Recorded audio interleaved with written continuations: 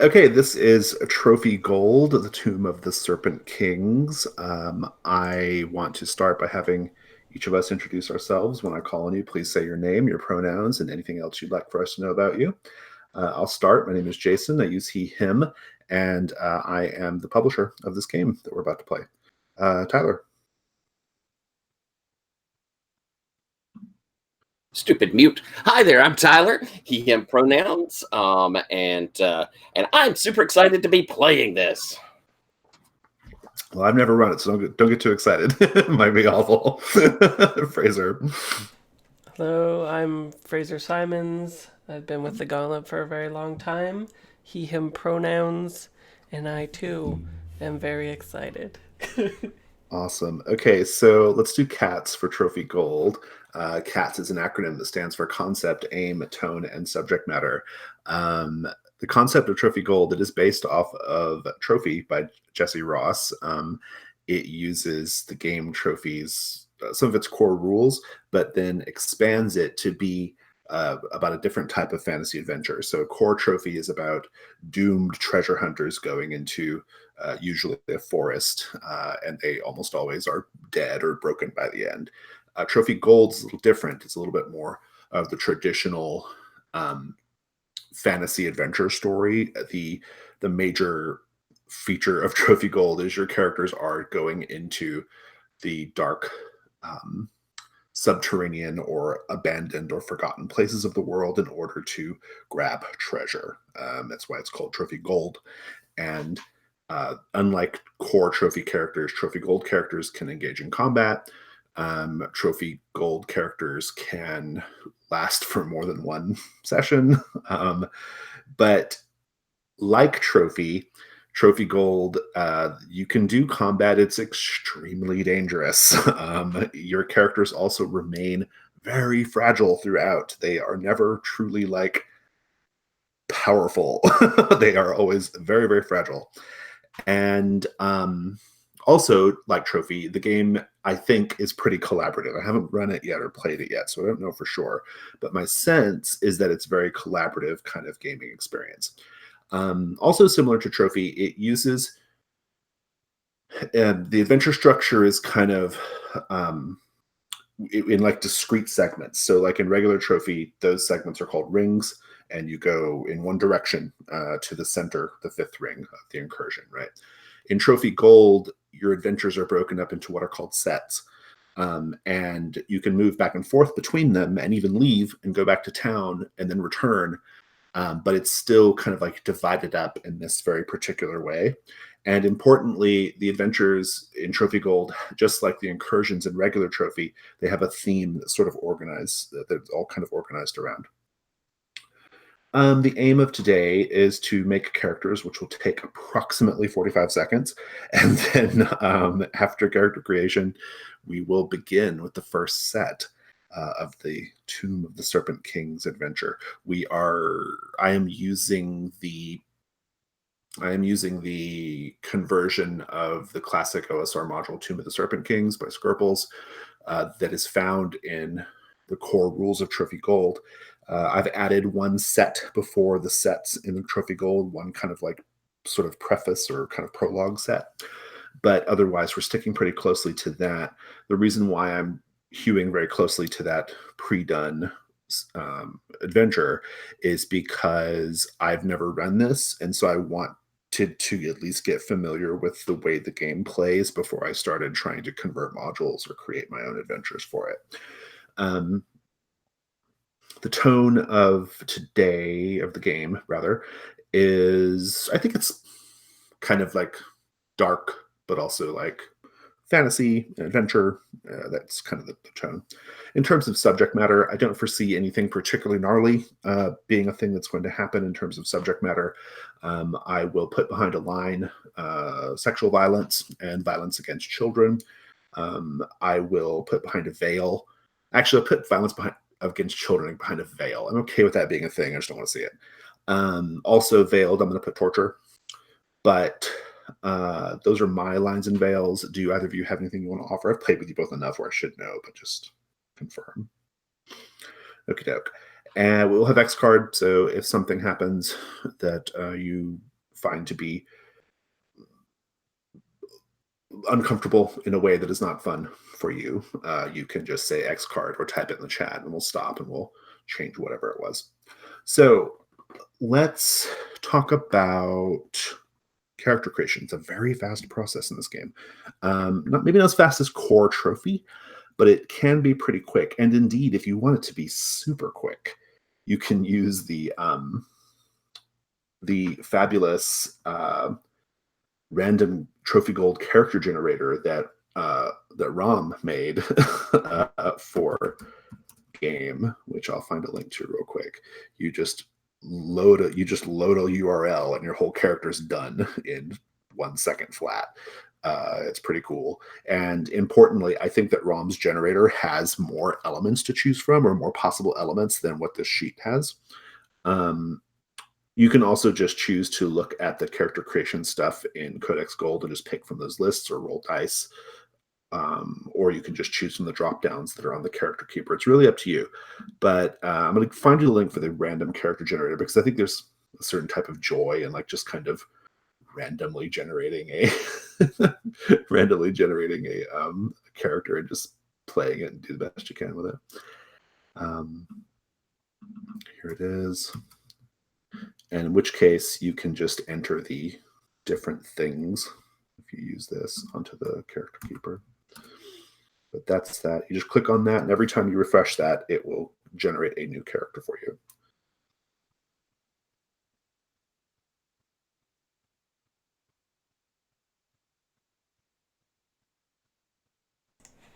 Yeah, the first one that I got is pretty cool, actually.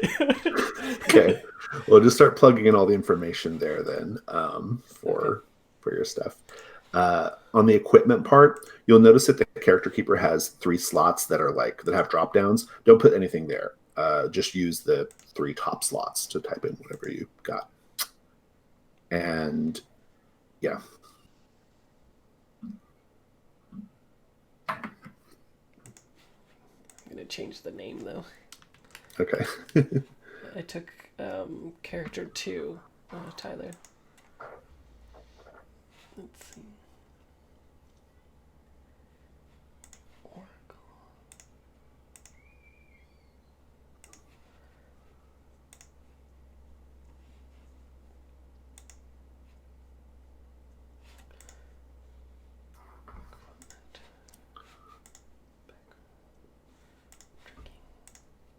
Tyler, you can use the generator, or you can do drop downs, or I used the generator and it was pretty cool.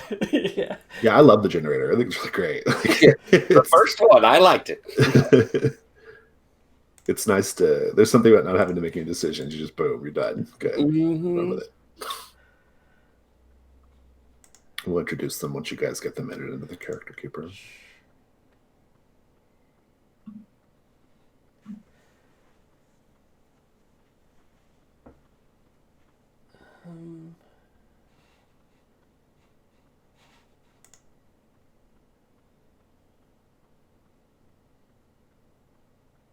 Oh, okay.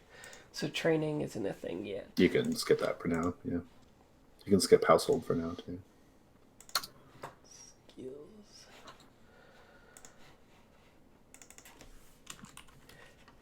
It'd be funny if the thing that I generated was the same thing that shouldn't be possible theoretically, but yeah. Just to make sure we're not too close to each other, I'm gonna take a look at both of them. I'm a hedge. Okay. I think we're okay. I'm gonna step away for a minute to go to the restroom while you guys do that. I'll be back in a minute. I'm a retired soldier hedge. What are you? I'm a runaway Kingsguard. Ooh, interesting. Yeah. Sword and a crossbow. Equipment.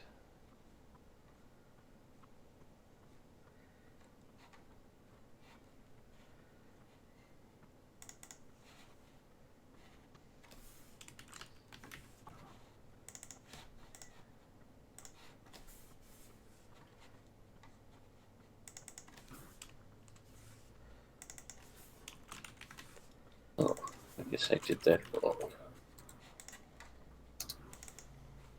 Do you know what the why there are two sets of skills and rituals on the character sheet?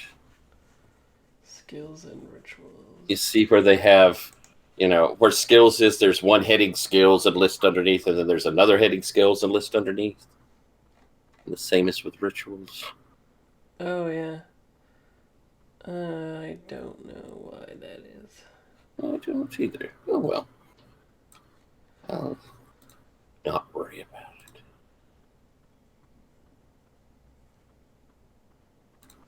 it. Oh, it looks like one set is rituals and one set is in your library. Yeah, and skills look like maybe coming from your old stuff that you would have had. Okay, I gotcha. Yeah, I think it's just populated from background and occupation. There we go.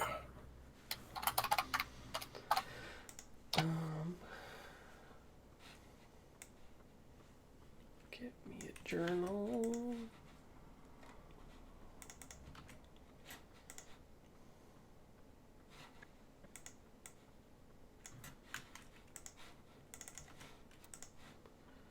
Dice. For some reason, I have dice.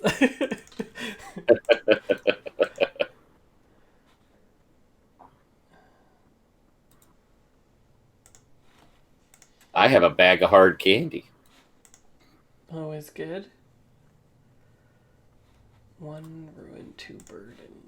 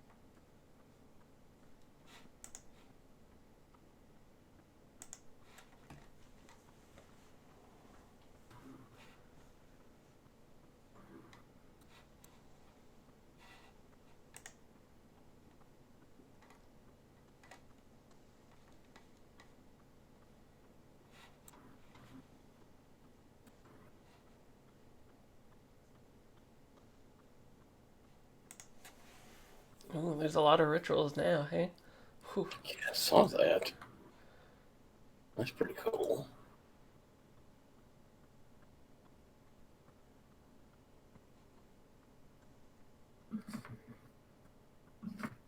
How's everyone doing on character creation? Good. I'm just choosing rituals because there's a lot. And Oh, your random guy didn't come with any? No. No, there's no spot for rituals, I guess. And also, what is my burden to? What's burden? Burden is a number that's equal to 1 plus the number of either armor or weapons you have. So, Okay, is there a spot for that? yeah, it's so you didn't get a ritual when you did your little random thing? Because I have rituals when I have 2 that I got for mine. Oh, for me. Some just didn't get one. Yeah, your character just didn't start with one. Oh, So, okay. I mean, you could still pick one, and you just have to increase your ruin. But Yeah. burden is noted on the right hand side. Oh. And gold and ruin are also listed there. Gold. Oh, I got 0 gold, I guess. Rough day. Yeah. And yeah. Cool.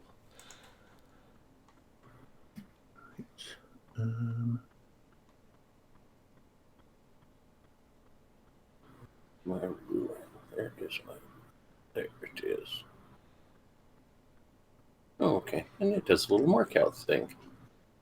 Neat. And you should be marked out.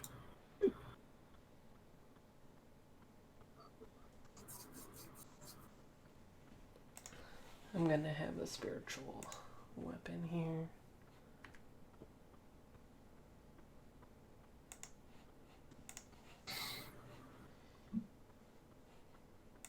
I think I'm looking at the generator, and I think the generator is not calculating the burdens correctly. Oh. Because it should be 1 plus the number of weapons you end up with. I think ROM just did it equal to the number of weapons and armor you have. Okay. Oh, okay. So I 1 should have plus. 3. It should be 1 plus that number. Yeah, I'll make a note to ROM real quick. Okay. I should be 3 as well.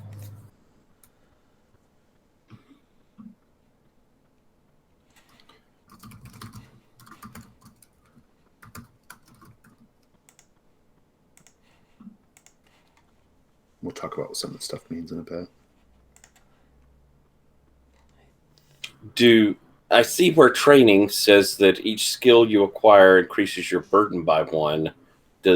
Should that include like any background skills? No, just new ones. Yeah, just Okay. new ones.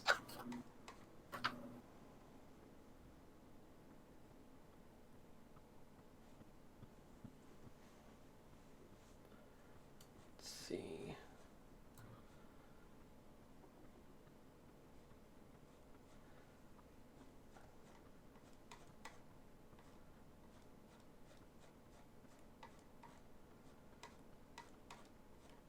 What page is there any stats for the weapons that we need to note down? Nope. No? Oh, okay. Cool.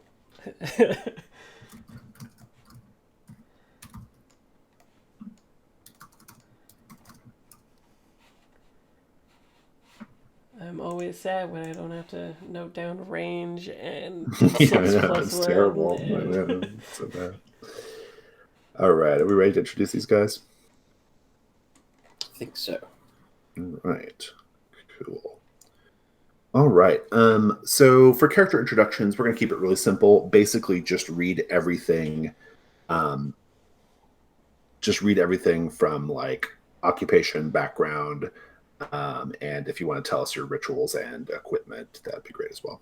So let's start with Tyler and the fabulous Marcus. Yes, I am. I have a ruin of 3, a burden of 4, and no gold. I am Marcus. I was once a retired soldier. I guess I'm still a retired soldier. You don't really stop being retired. Now a hedge. You have one desire: to finance an expedition to the blossoming sea. And I have with me a bag of hard candy, 12 hard candies, in fact, a skinning knife, and a winter wolf pelt. I carry my mace and my crossbow with me, and I have my armored gauntlets and my shield. My rituals are I have repel, which pushes animals or people away with spiritual force, and burrow, which is move through the ground and sounds super cool. My skills are curses, improvisation, and spirits, and my background skill from a retired soldier is tactics.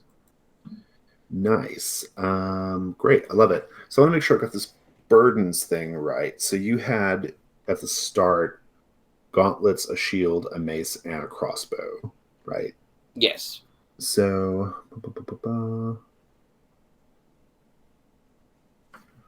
I think you would have 5 then. Okay, so it's not just weapons, it is armor as well. Yeah, it's both. Yeah. So okay. Your burden is quite high in the beginning. I didn't even know you could pick that much stuff in the beginning. Yeah, if you don't want to have one that high, you can drop some of that stuff if you want. What's it going to do to me? So every time you return to the city or wherever the home base is, you have to have a number of gold equal to your burdens, or your character retires immediately and will die penniless and broke. So to give you a sense of the scale here, like a very high valuable treasure is worth 4 gold. Mm. So you basically you'd have to stay out on the road longer to make sure you hit your minimum, and then you may not have much to stock away, right, or to put up Because for I retirement. lose that gold when I get Yes, back. because you lose it when you get back. Yeah, it doesn't Now, become just to ask on a sort of meta level, sure. when I'm coming back home, can I throw my gauntlets away as I put it down? Yeah, if so, okay. So I think that basically whenever you take these things up, they become like a permanent albatross around your neck. They sort of stand in for like your debts and your upkeep, basically, right? Okay. So yeah, so if that's a lot. But on the flip side, you know, you're going to be very durable in the dungeon. So it's And we might need that. Yeah, just the two of us. And so with the armor, you use one armor and it's marked.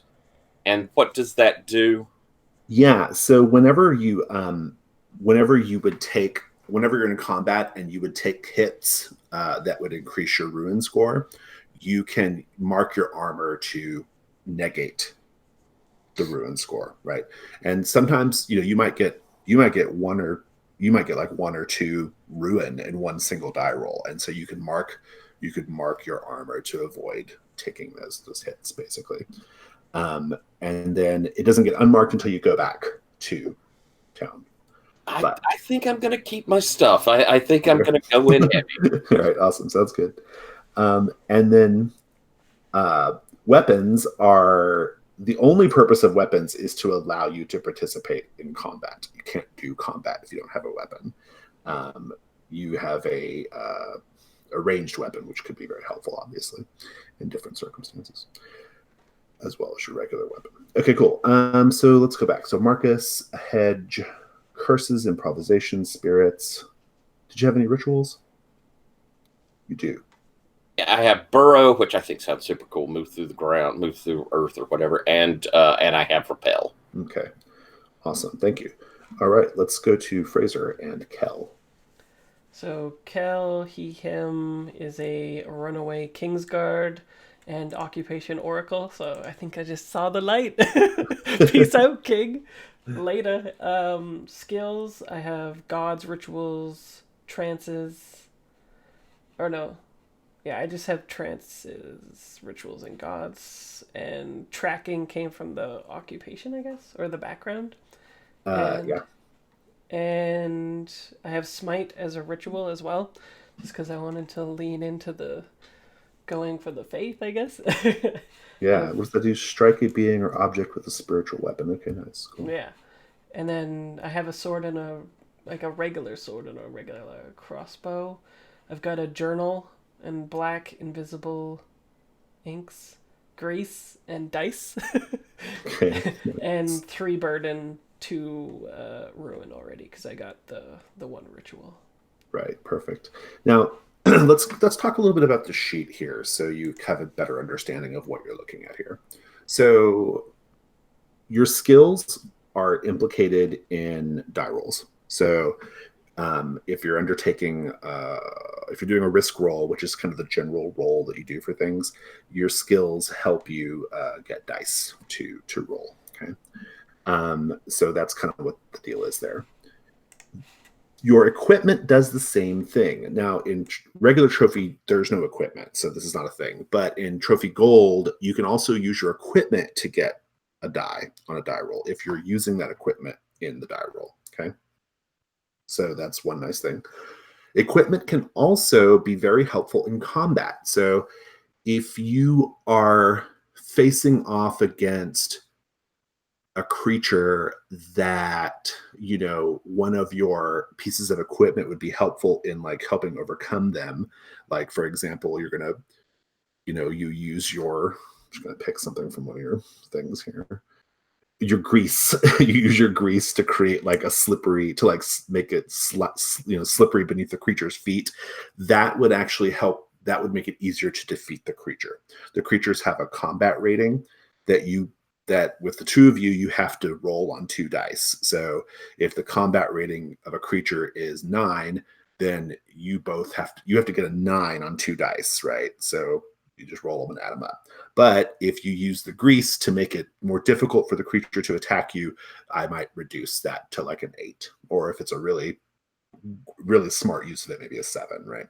But in any case, so that's how equipment is used. It's used to help in both combat and in regular rolls. And then your weapons just allow you to participate in combat at all, and your armor allows you to absorb hits. Combat is, I haven't done it yet, but I've been reading a lot of play reports, and I've read the rules, obviously, and it's high risk and lethal. So the reason why is because the way this works is you will each roll a die at the beginning, which is called your weak point number.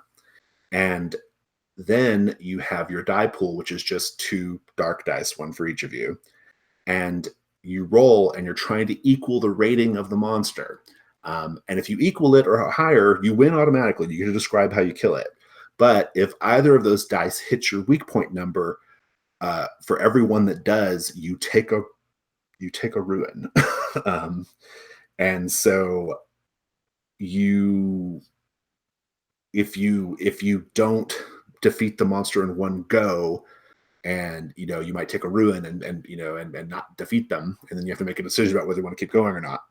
And one character can actually back out of the combat, and they give their weak point number to the remaining character. So that character now has to get the number on 1 die and has multiple weak point possibilities. So you can see how the combat very quickly escalates to being bad for you.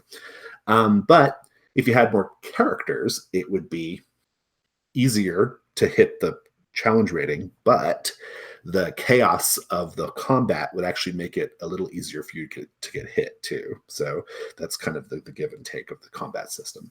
I've been told the combat's very exciting, and it's very nerve-wracking when you're doing it. But with 2 characters, I'm going to strongly recommend you think of ways to get out of situations without fighting. Now, the purpose is to collect gold, of course, and one of the best ways to collect gold is to actually defeat monsters, because you can sell their parts back at town, and they're worth gold. Basically, you roll a number of gold dice equal to the challenge rating of the monster, and for every 6 that comes up, you get a gold to use to satisfy your burdens. And so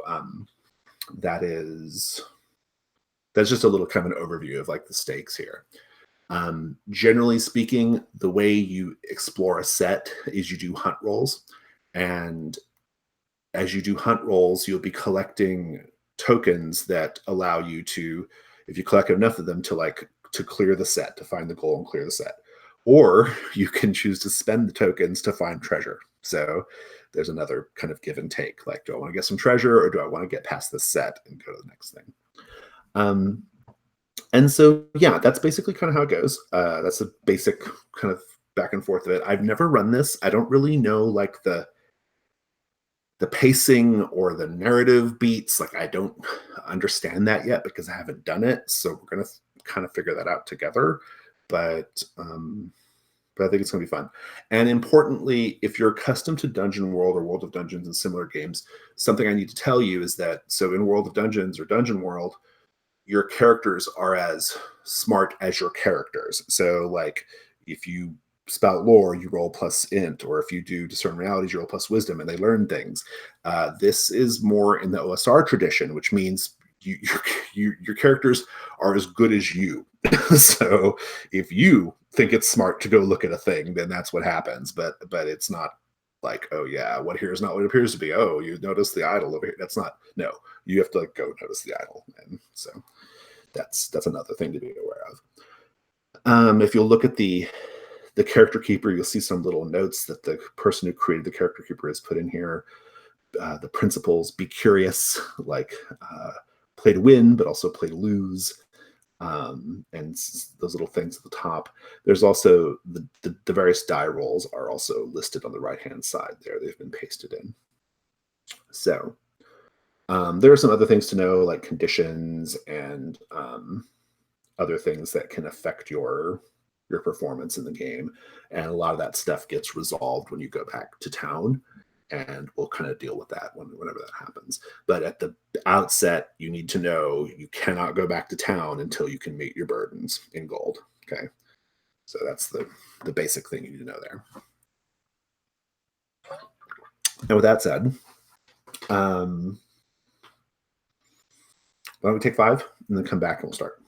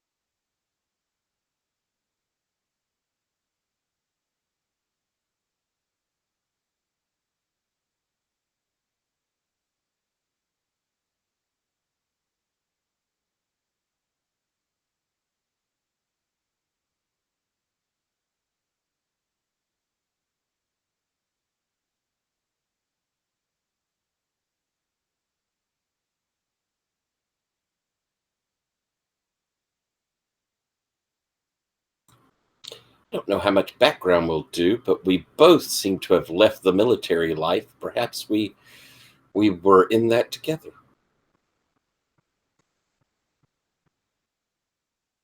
Yeah, that makes sense. We must have some reason to be in this place.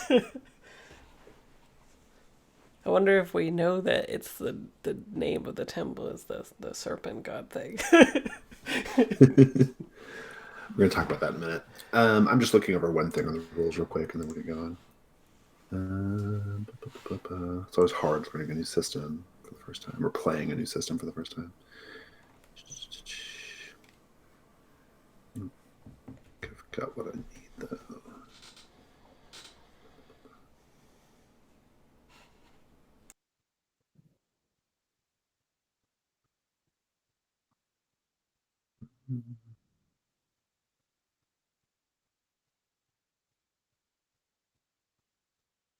The thing I'm trying to sort out is on the hunt roll. I can't remember if like you pool all your tokens or if you have your own separate tokens.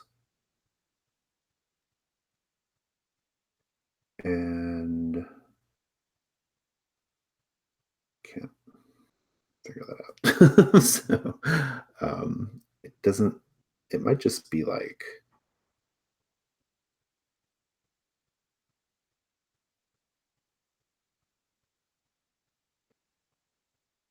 might be that you can pool them. It's based off my labyrinth move, and then that move you can pool them. So I would imagine, yeah, they can be pooled. But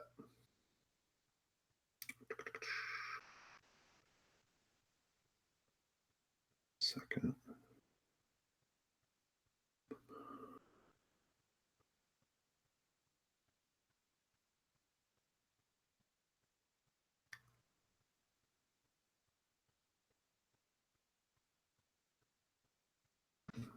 Oh, I know where to look.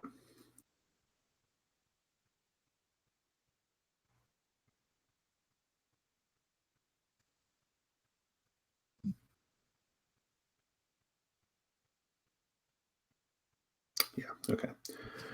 All right, so Kel and Marcus.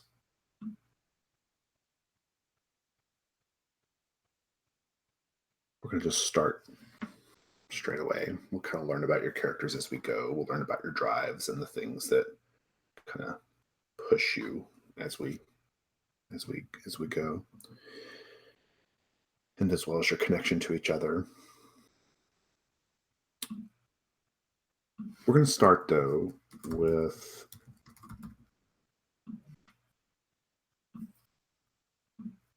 some basic information here. You're starting out of Fort Durin.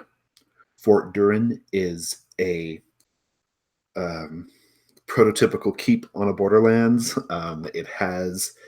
It is run by a governor in service to the king. It's a pretty big fort. It has a lot of things you would need, especially adventurers would need: blacksmiths, apothecaries, that kind of thing, inns, and many people set out into the great ancient forest that is nearby Fort Durin. From Fort Durin, they set out there to go make their way. But the two of you are not going into the old Kaldur forest. Instead, the two of you have heard rumors about a tomb, an ancient tomb that has not been spoken of and has not been known to the world generally for a long time. But you've kept your ears to the ground, you've heard these rumors, and you have a general sense of where to find it. There is a little bit south of the fort, there is a great valley called the Valley of the Ancients. And you believe you know approximately, roughly where to look in the Valley of the Ancients to find the entrance to this tomb. And of course, you intend to plunder this tomb. in order to grab treasure and satisfy your drives. And so we're going to begin with the first set of this adventure. And the first set is called The Approach. And the goal of this set, and sometimes these goals, when I tell you, I'll let you know, but sometimes it's out of character knowledge, and sometimes it's in character knowledge. In this case, it's in character knowledge. Your goal is to find the entrance to the tomb, okay? And so you set out on this road heading south to the Valley of the Ancients. Tell me, Marcus, what time of day do you head out? And or just tell me a little bit about like why you head out when you do, under what circumstances. Like what's the plan here? I think that Marcus, being an old military sort, would wake, probably even before the crack of dawn and be firmly of the belief that you get an early start is a good start. We can see better, we'll have left and the sun will have risen, my dear friend Kel, and soon we will see before us the road to glory. Indeed, indeed. I like it. If Kel has no objections, I think you find yourselves on the road early in the morning. The road is nice because it's traveled, which means it's not as dangerous as if you were heading out to the wilderness, right? Go ahead and give me a hunt roll to see how to get us on the way to finding the entrance to the tomb. And we each roll? No, just you for now, Marcus. Okay. Do we have a roll? I'll grab a die roller. Hold on.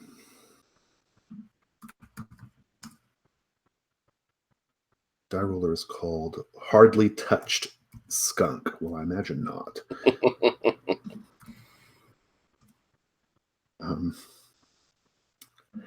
So let's take a look at if you scroll over to the right, the hunt roll.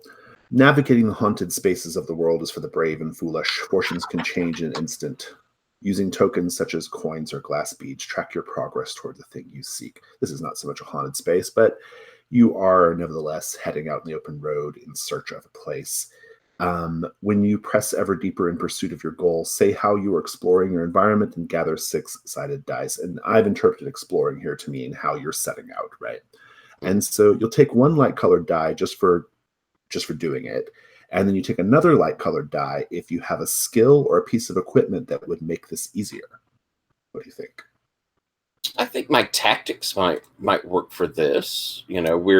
I'm choosing to go here as the sun's coming up, so we'll have the best light. But still kind of some cover, right? Mm-hmm.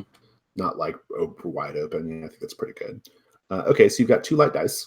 So go ahead and roll 2 light dice, and you can do that however you wish on the roll for your party. Okie dokie. I got a 5 and a 6. Nice. Your highest die is a 6, so you take a token.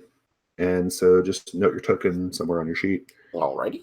And that's going well. So you're heading out on this road. And Kel, what kinds of dangers do you suspect are going to be a problem on the road here? Like, what are you hoping to not run into? Probably brigands and stuff like that, because I imagine that they would prey on well-provisioned adventurers to get their fill of things before they go out into the danger. Yeah, and so what are you doing to make sure you don't run into brigands? I am... Oh, maybe we'll take like a... Maybe we left really early because that's when a supply went out or something like that. So there's sort of like, if you're ever going really fast on the highway, there's police, then you need a pig shield, and they are our pig shield. Got it. Okay, so they'll run into trouble first, basically, is the idea, right? Yeah, exactly. Okay, yeah, I like that. Let's do a hunt roll here as well. And so you get a light die for doing it, and then do you think you have a skill that applies, or a piece of equipment? I have tracking, but I don't know if that would really apply. Just go with the 1 die then. Yeah. Yeah, I think it's just 1 die. Okay, magenta, don't fail me now. 4. Okay, so on a 4 to 5, you take a token, but you encounter something terrible. So your plan worked. Here's the thing. Your plan worked. Note your token. Because you scout ahead a little bit and realize that that caravan is currently being it's not so much a caravan. I think it's just a single cart, a grain peddler. The grain peddler is currently stopped on the road, and there are 3 scoundrels with weapons drawn, shaking this grain peddler down. And you're still both far enough away to where you can try to go around or try to help the grain peddler or try to stop the brigands in some way. I mean, the brigands might have something valuable, right? You have crossbows, which is helpful. Marcus, what do you do? Yeah, I think seeing this, I look to Kel. We should help this poor man. I can't imagine the grain peddler is going to have a great deal to satisfy them, and it's quite possible that, well, they'll kill him. I suppose we must, Marcus. We do have the advantage of range. I say that we each shoot one. Yeah. Not the same one. Yeah, that's a good plan. Maybe the last one will just simply run away. Exactly. Nice. So, Marcus, are you going to shoot a crossbow at one of these guys? I am going to try it. I'm going to maneuver around so that I can try and get off a really nice, clean shot at one of them. Yeah. So I don't think this is going to be combat because there's no chance of them hitting you back, right? Because it's ranged. But I do think it's going to be a risk roll.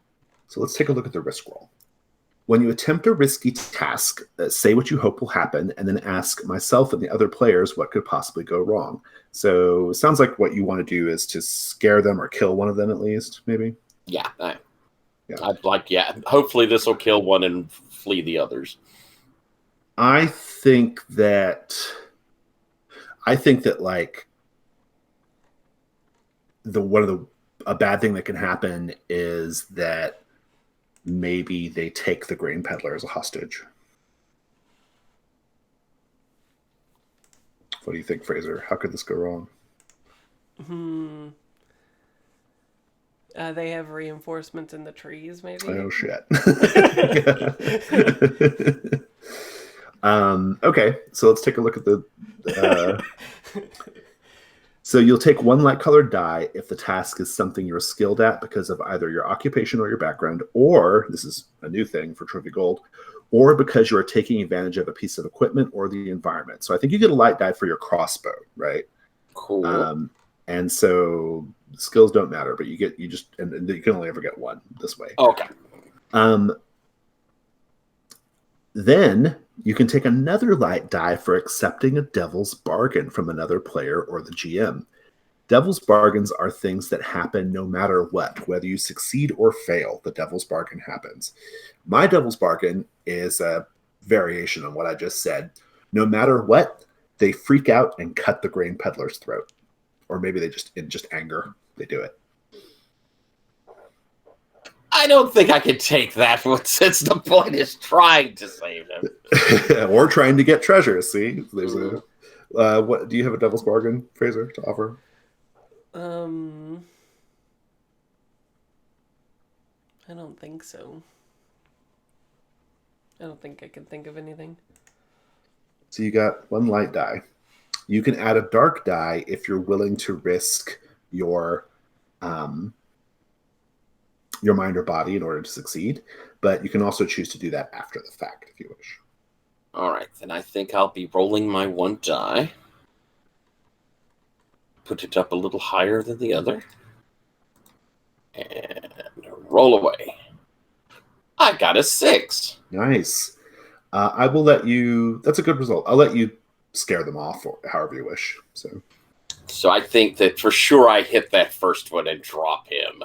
And the other two, seeing they're outmatched and not knowing how many it is, they, geez, it's the cops! Nice. And they just run. Nice. Well, so, Kel, what do you do after the scene is cleared? I turn to Marcus and I say, my plan worked a little too well.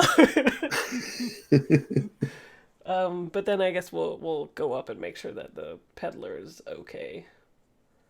You approach the grain peddler. You see I think the one that you dropped, I think he's still dying.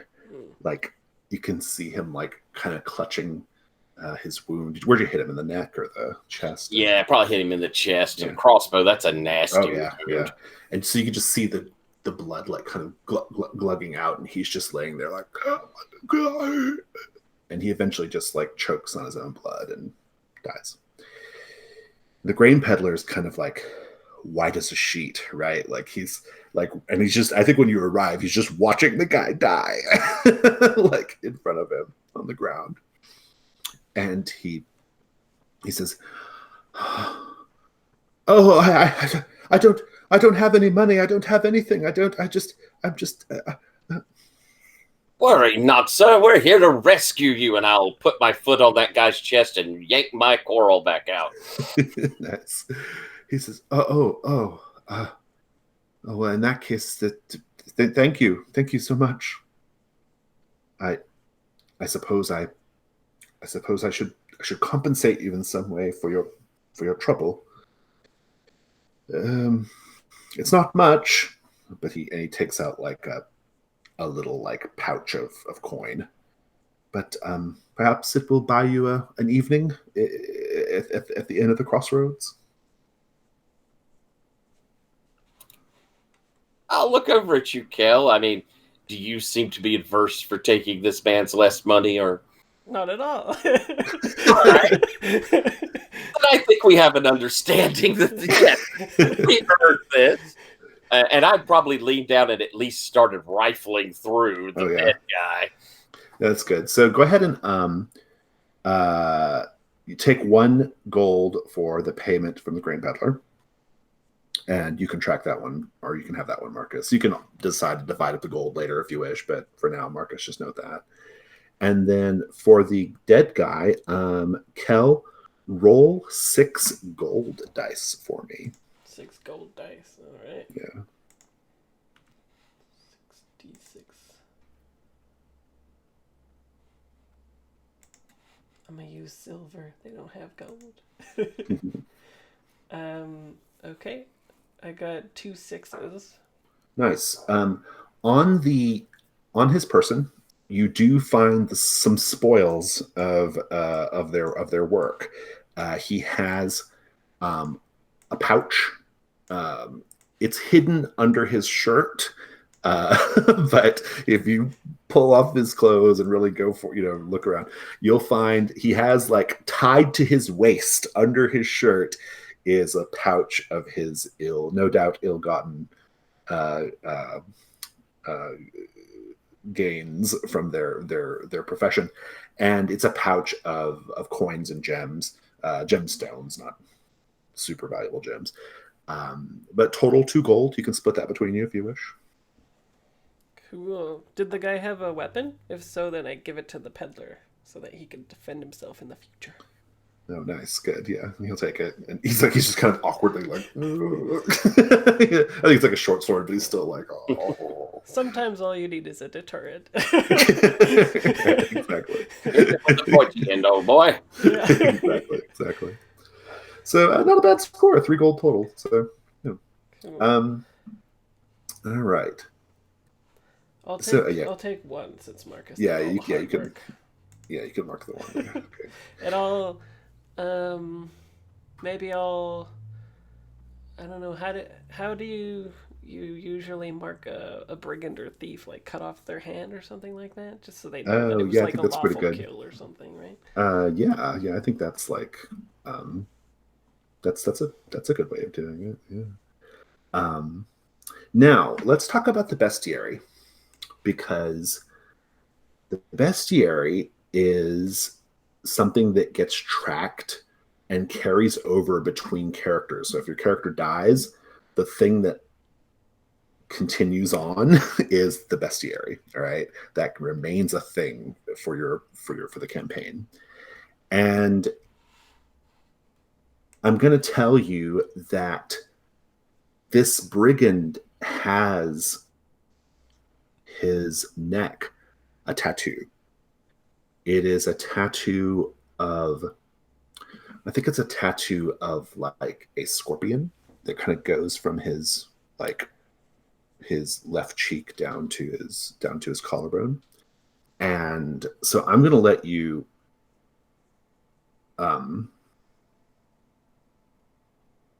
count these guys as a monster and name them and add them to the bestiary list, because that has because whenever you face brigands from this gang in the future who have this mark, you can get an advantage against them, right? Especially if you go back in town and you spend gold to learn more about them, you can learn their weaknesses, you can learn more about them, right? And so for now, you can name them however you wish. So come up with a name and enter it on the bestiary. This is how your group knows them. What do you think, Frasier? Sons of the Sting? Sure, that sounds cool.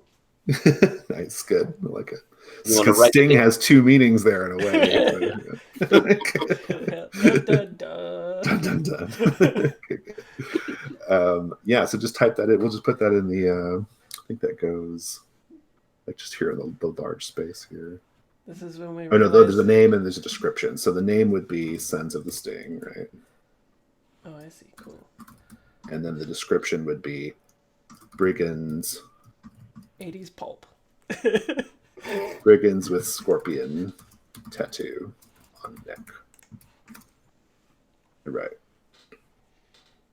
Cool. And now you continue on. It's actually less than a day's journey to the Valley of the Ancients. By the time you arrive, it is dusk. And the Valley of the Ancients is a valley. It has very narrow footpaths carved into the cliff face that allow you to go down into the valley. And you believe that this tomb, the entrance to this tomb anyway, is somewhere in the valley, perhaps pressed into the rock, right? It's dusk. Marcus, you were kind of like leading the group a little bit here. What's your approach here at this point? I'm probably, as we're winding down into the valley, starting to look for somewhere defensible we can hold up. It seems dangerous to go down this in the dark. I think that's right. Go ahead and give me a hunt roll. All right. So I roll 1, and if I had anything, which I don't skill or equipment that applies or that could be used. Yeah, I don't think I have anything. Tactics wouldn't really work in this. So 1 die, and I'm going to roll it. It's a 6 again. Nice. You have a token. Now, at this point, if you wished, you could combine your tokens and spend 3 of them and find the entrance straight away. Or you can drag this out a little bit and you can blow your tokens on treasure. So it's up to you. Whenever you want to find a treasure, just spend a token. And you do. What you think, Frasier? I mean, we could find a place to sleep and a lovely treasure. Yeah. I mean, and your tokens that you've collected, it's kind of up to you. You can blow them if you want. Yeah, go ahead. I have tracking, so I might be able to find the entrance. Yeah. Future. So Yeah, I think I'm going to spend a token to find the treasure and our camping area. Yeah, Nice. I you like need it. treasure. So I do. So I think you find I think you find what is essentially a spot to camp that has clearly been used by other people. What are some of the things that you find in the space? Like where is it, and kind of what is the what are some of the leavings?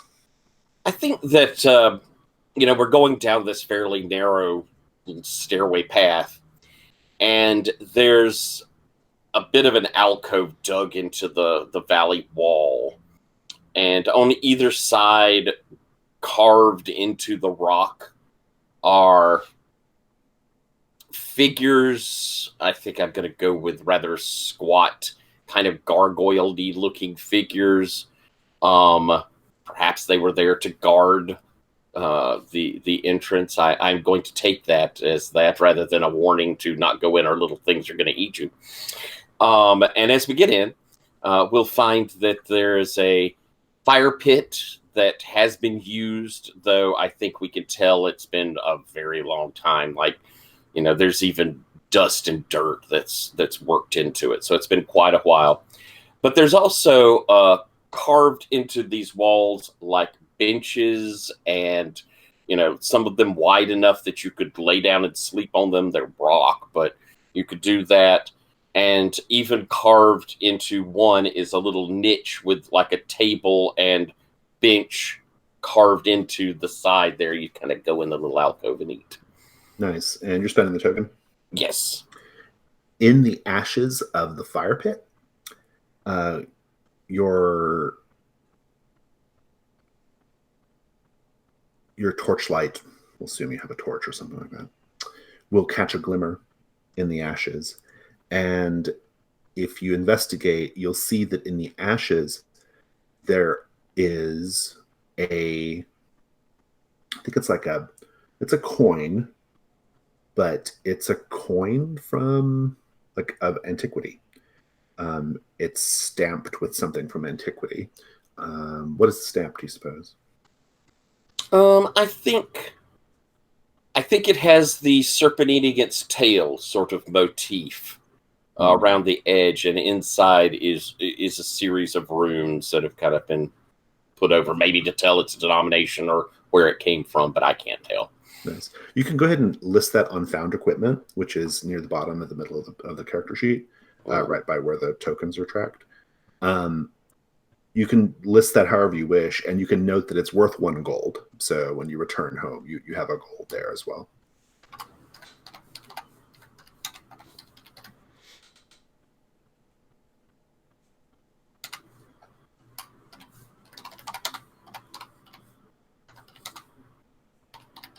But we list it in found equipment in case you want to use it as leverage or something in the future. Cool. Alrighty. So you have 2 plus that one, so you're up to 3 now, which it's still noted 2 on the thing, but 2 Mm. plus 1. So are you just guys going to camp till morning? Is that the idea? Kel, do you want to do anything in the night, or are you cool just to have a sleep? yeah, I want to have a little nap. Here's a question. I have skills with gods and rituals and stuff. Can I get like a vision or something like that? I mean, yeah. I mean, like, what? Just tell me what you want to do. I want to um yeah, use like my oracle skills to define, our fortunes here. It's going very well so far, so I'm just like, when will the river turn? Nice. So, are you like praying for guidance, or are you like, Yeah, like an actual vision. I think it's got to have something to do with like me finding some herbs and then burning them in and breathing them in and stuff, like a psychotropic effect oh of yeah, I some like kind. that. That's really good. I like that.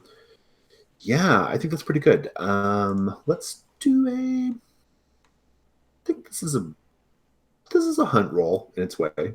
So you've got 1 light die, and I think you get another light die for your skills. So So I guess ritual. Does gods and rituals apply? And well, I have. Well, you can only ever get one, Oh, so okay. as So long as one of them maybe applies. trances then. As long as one of them applies, you're good. So Okay, yeah. but specifically trances is Okay. happening. So you're going into a trance. You're Yes. like, I imagine like you guys are in this like little kind of pocket cave area, and you're kind of just like outside of it, like doing a little trance thing. Yes. Yeah, burning some herb. Exactly. So it'll That's be good. 2 dice then, right? Yes, 2 light dice.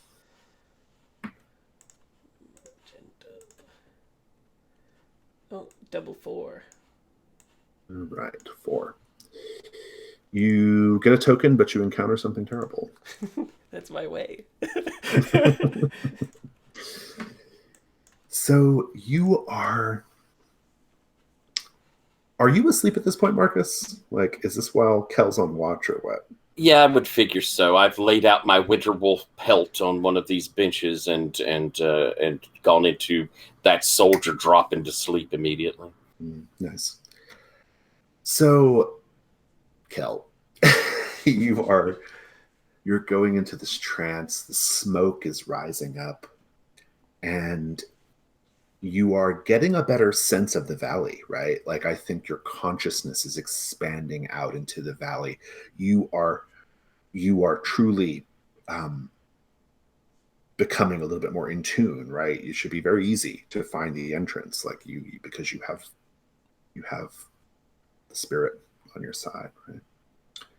But sometimes this sort of activity, when you tap into the divine, you tap into the consciousness of the world, you get the attention of certain creatures. And you look up to see a large spider or an arachnid like creature about the size of a desk clinging to the cliff wall above you. And the interesting feature here, apart from the fact it's a big arachnid, it has on its back what appears to be, at first you're looking at it and you think it's like just a rocky growth on the creature's back. But in fact, and maybe this is just the herb, but it actually looks a miniature, like a miniature model of a city on the spider creature's back. So you see little towers, you see little buildings, and if it wasn't for a large spider looming over you, it would be pretty cool, right? What do you do right now? So it's kind of bearing the weight of the city on it. It's looks like it's attached to its back, like it's like part of it. Interesting. Hmm.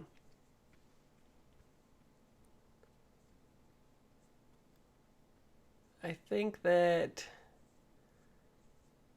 I feel like it would be like a minor god or something like that. So I think what I try to do is, um, like give it supplication essentially. Oh, nice. So you're going to try to appease it. Yeah. All right. So what do you hope to accomplish? Um, I hope to have another god on my side. Count them up. All right. So you want to get its approval, basically. Is that Yeah, the be on idea its here? good graces essentially. Yeah. Okay. All right. Tyler, any thoughts about how this could go wrong? Um, hmm. Other than the obvious, it bites you. I think it could go wrong that as you're appeasing it, its young might be called in as well. I'm going to say that the only offering it wants is your flesh to eat. That's what could go wrong here. let's take a look at your die roll now. So you've got, I think you get a light die for one of your, probably for gods, right? And then Tyler, Devil's Bargain, something that happens no matter what.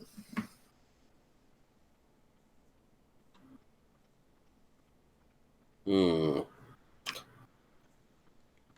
No matter, no matter what, it will mark you in some way.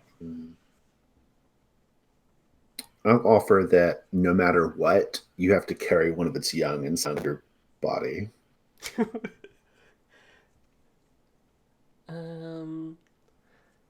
Actually sounds pretty cool. So I'm gonna do that.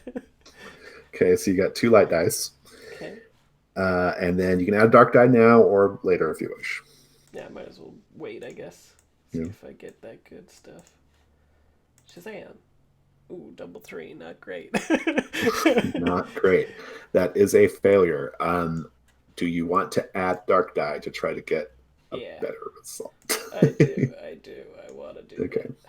So now you're going to roll the 2 light dice plus the dark die all at once. Right. And if the die is higher than my current ruin, it goes up? Same? Yes, if the dark die is higher, than your current ruin, it goes up. Okay, it goes up, but I did get a 6. Nice. The dark die was the 6? Yes. Oh, nice. Okay, well, I think it's pretty obvious. No, the dark die was a 5, so it's still higher than that. But I have a light die that's 6, and I have the dark die that's 5. Oh, no, it only goes up if the dark die is the highest of the dice as well. Oh? So it's got to be the highest and go higher than your current room. Excellent. Okay. Yeah.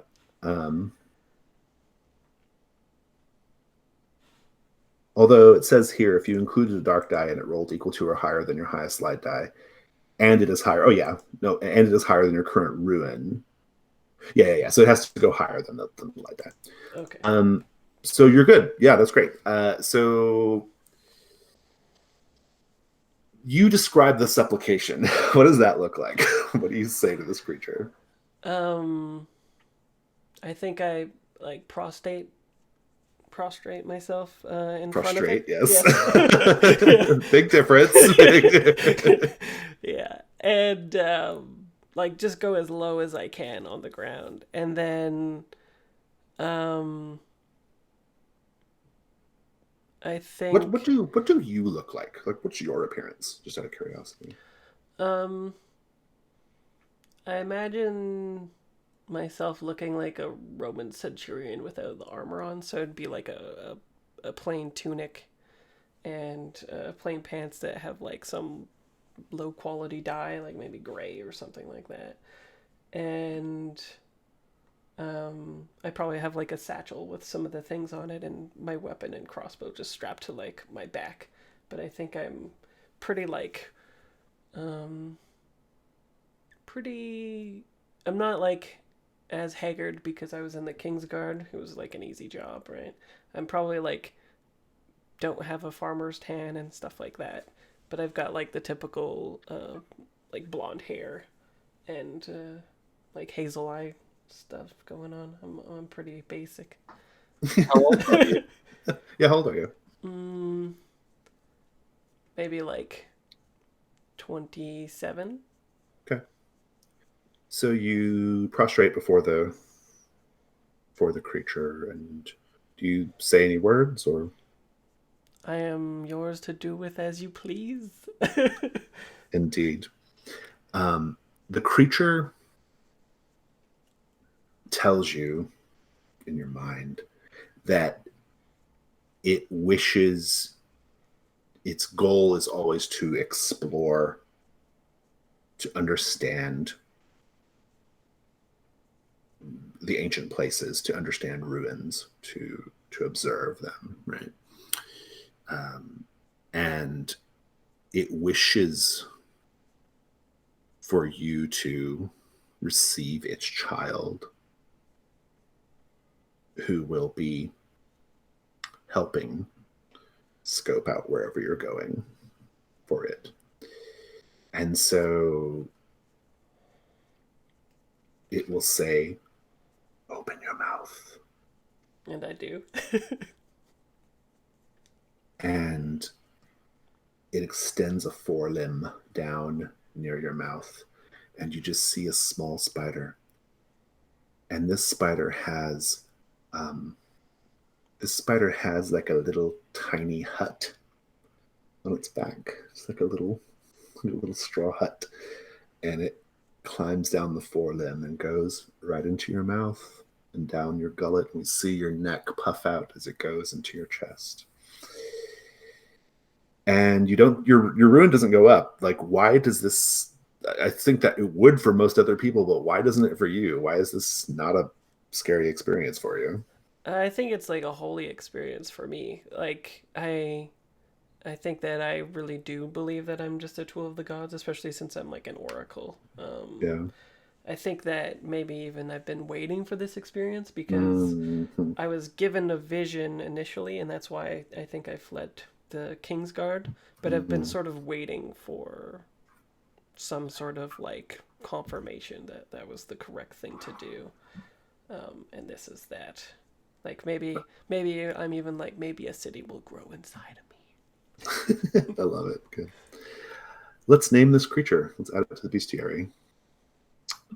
Bestiary. Tyler, you've been watching all this. Any thoughts on the name of this creature? Or what do you want to name it?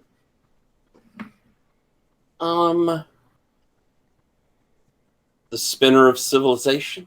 Oh, nice.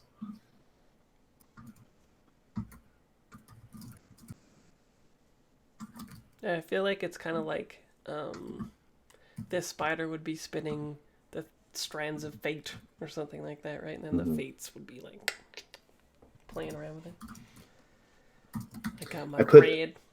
I put as a description arachnid creature with a model of a city on its back. Fantastic. Next morning.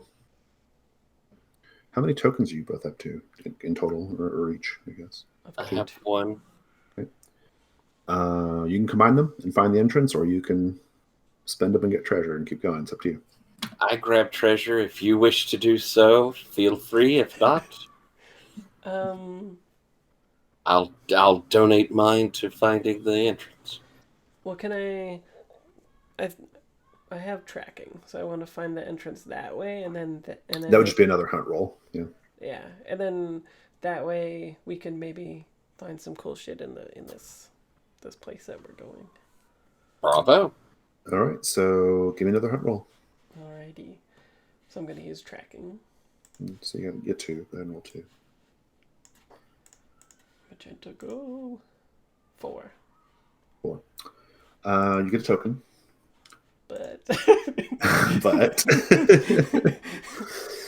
as is my way. As is your way. You are Marcus. You have let Kel go a little ahead to try to like find the entrance using Kel's skills. Kel, how are you different since having this religious experience? Do you behave differently? Did you tell me anything about it? Right. I think that I probably sound as like zealous as I did previously. Like I it's another day where I say I'm truly a tool of the gods, and you're like, yeah, cool. Heard that shit before.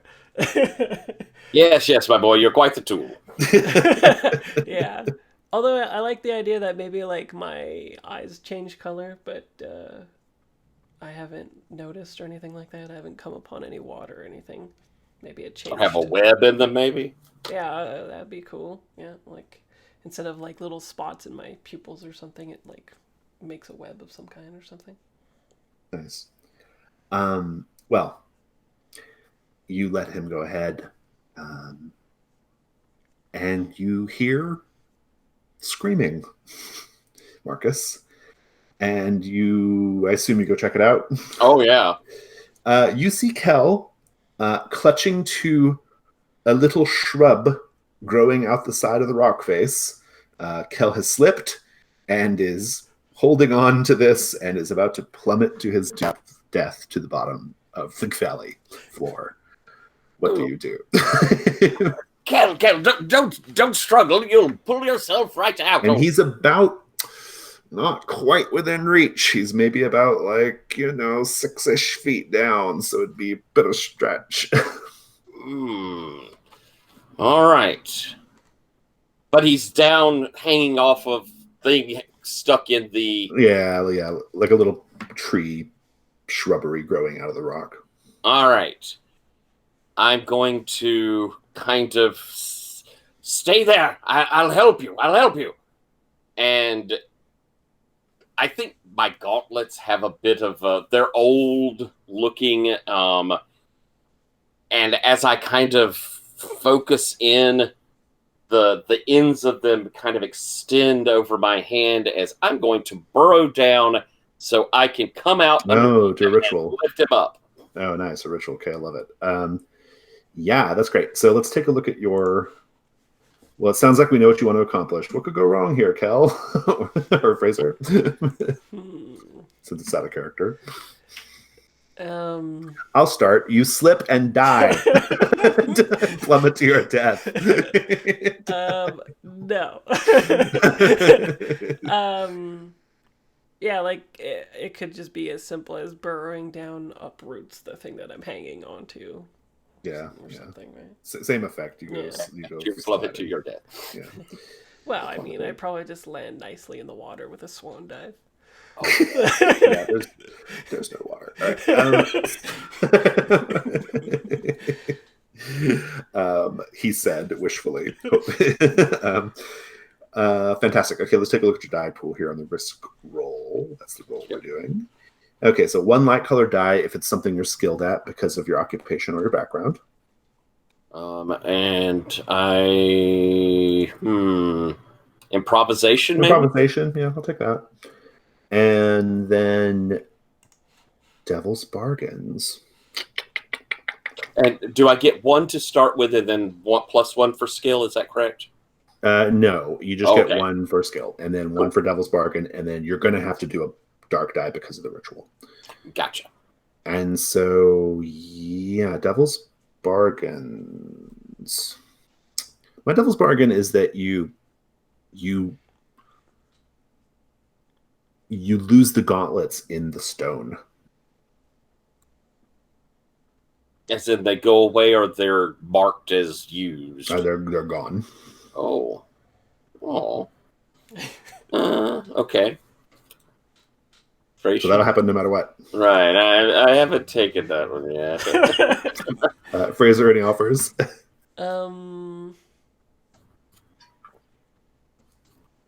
What about one of the treasures slides out? Oh, that little maybe that coin. Yeah. All right. I lose the gauntlet. It's almost like finding a coin. It is kind of like finding a coin. Because you don't have to worry about the burden anymore. But I like my gauntlets. No, I'm not taking the Devil's Bargain. I'll roll. All right, so you light die and a dark die. Okay. For the ritual. Go ahead and roll first, then we'll describe what it all looks like. All right, so I'll pull one of those silvers over. Reroll. Oh, I'm going to take a ruin. It's a 6. Oh, but the ruin goes up? Yep. Yeah, so I think what happens is you scar up your arms really badly in this process. It's not going to affect your... I think it's more of a the ruin is kind of coming from it's somewhat physical because of the scars, but also it's a sort of... There's a psychological aspect to it because it's like you're realizing that you're sacrificing your body for this, right? In a way that maybe you're no longer comfortable with. But otherwise, describe the ritual, describe the rescue. What does it all look like? All right. I think it's the sort of digging claws extend from the gauntlet. I begin moving through, and it's not like a badger digging. It has a much more clearly magical sort of feel. I do the motions of digging, but there's not dirt flying up behind me. I just move through it. And as I move down and come out, I rolled well, so I come out perfectly underneath you. but as my hands extend and then my head, and I'm just bringing out that much. I'm an older man. I'm probably in my early 50s. And I'm robust. But as I clawed through the dirt there, I think we could see like bits of it holding on to the skin. And it's almost like they're burning. I kind of, before I grab you. And where it's left, we see those liver spots. Almost like my hands have aged from doing this as I get up underneath you and looking up. And I'm white, going very white haired, and I've got the big old droopy handlebar sort of mustache, modern major general sort of deal. As I get up under, climb up, my lad, climb up, and pushing you up. Nice, I love it. It's kind of like almost like the ancient quality of the earth, like kind of affected you, right? Like in your body in a way, which I think is really interesting. 3 tokens gets you the entrance to the tomb. Or we can keep searching. Or did you get a token off of that one? We did, yeah. That gives us 4 if you're wanting to find something. Yeah. Oh yeah. Okay. So you just have to spend 3 combined between the 2 of you to find it. Oh, so even if we get a 6, it's a token. It's not that we find the thing. We still have to spend tokens to find it. Yes, you still got to spend 3 tokens to find it. Okay. I'll definitely spend it because I owe you. Yeah. Set goal to complete the goal of the set. You always have to spend 3 tokens. So. Oh, okay. So, I mean, you could go ahead and find a treasure. I'll spend one of mine, and we'll combine to find the entrance, and you could gain a treasure if you'd like. Oh, that's okay. I think All right. I say thank you. I promise to repay you. And we're boon companions, my friend. It is much easier to find the path of the gods than the way of men. Nice. Marcus, what's your rune go up to? Went up to 4. Oh wow. Okay. So where are these tokens coming from? Who's spending what? I spent 3. You're spending all 3? Yeah, okay. all 3, yeah. Well, so the nice thing is while you were hanging there, you did spy the tomb entrance from your vantage point. You see in the rock, it's a kind of a like blink and you'd miss it sort of thing, but you see like there is what appears to be doors carved or set into a bit of sheer cliff face. And there's an easy enough path to get to it. The doors, assuming you go and get close to them, or close enough to them, the doors are carved with a relief of a pair of serpents intertwining between the doors. And then there appears to be no lock mechanism. In fact, one of the doors is slightly ajar. You might be able just to pull it open and go inside. Well, it's convenient the door is open, but it could mean others have been here before us. But we lucked into this story. I mean, the old man that told it to me, he swears he'd never told anyone before. You will feel, Kel, a wriggling in your throat. And as you're observing the door, you will not even be aware of it at first, but like the spider is like pushing your mouth open slightly and just sitting in the back of your throat, like clearly observing the door and maybe taking notes or something, who knows, whatever it's doing, but relaying it back to its parent. Yeah. I don't know if you share that with Marcus or not, but you're aware of it, Kel. Probably not. I think it would be disconcerting. It might be. So I think just instead I just grip my sword and go in, Nice. rather than turn my head and show what is happening to Marcus. Awesome. All right. Well, that completes this set. Let's take a 5 minute break.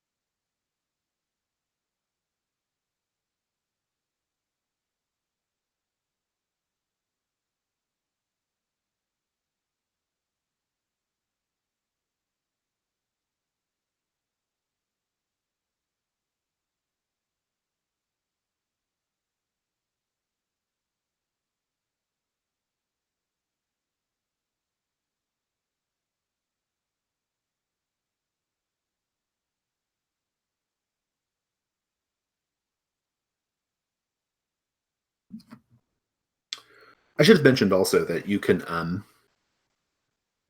you could have marked the gauntlets to not take that ruin as well, Oh, Marcus.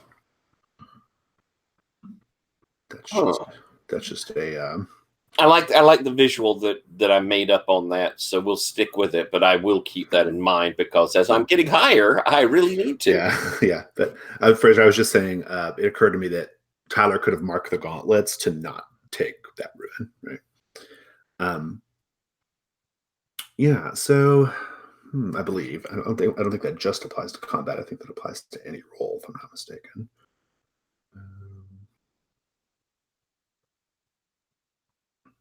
In any case, it makes sense to me that it should be that way. So I would do it that way. Yeah. So okay.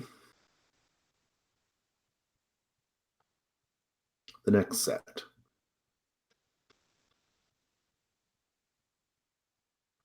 Pull up my notes here.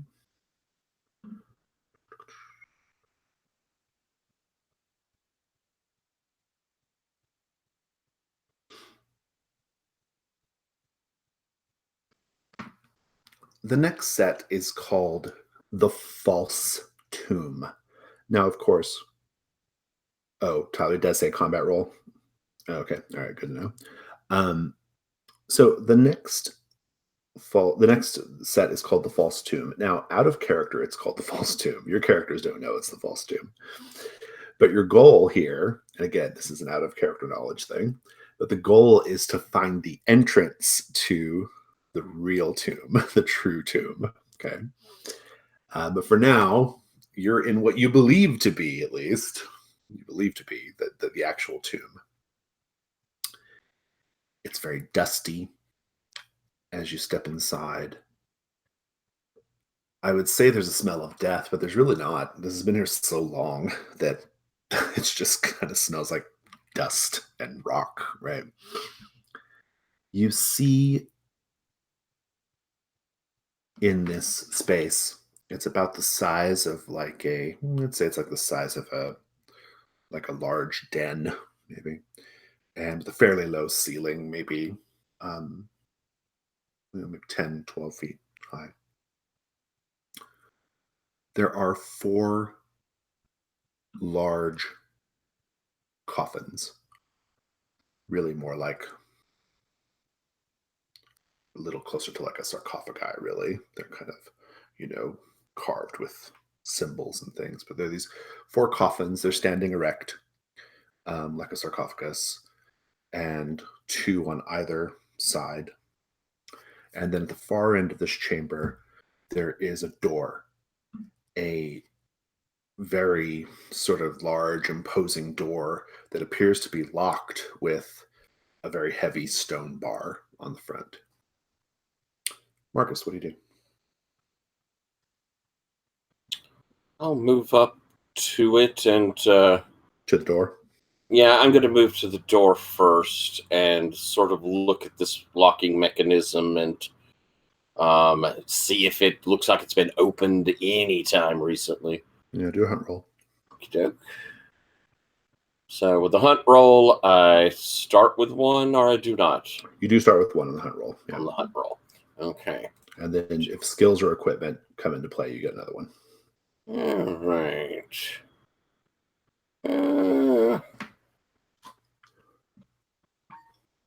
I don't know. Unless there's a curse on it, I don't see a good one to roll there. So, or to add there. So I'm going to. What about equipment?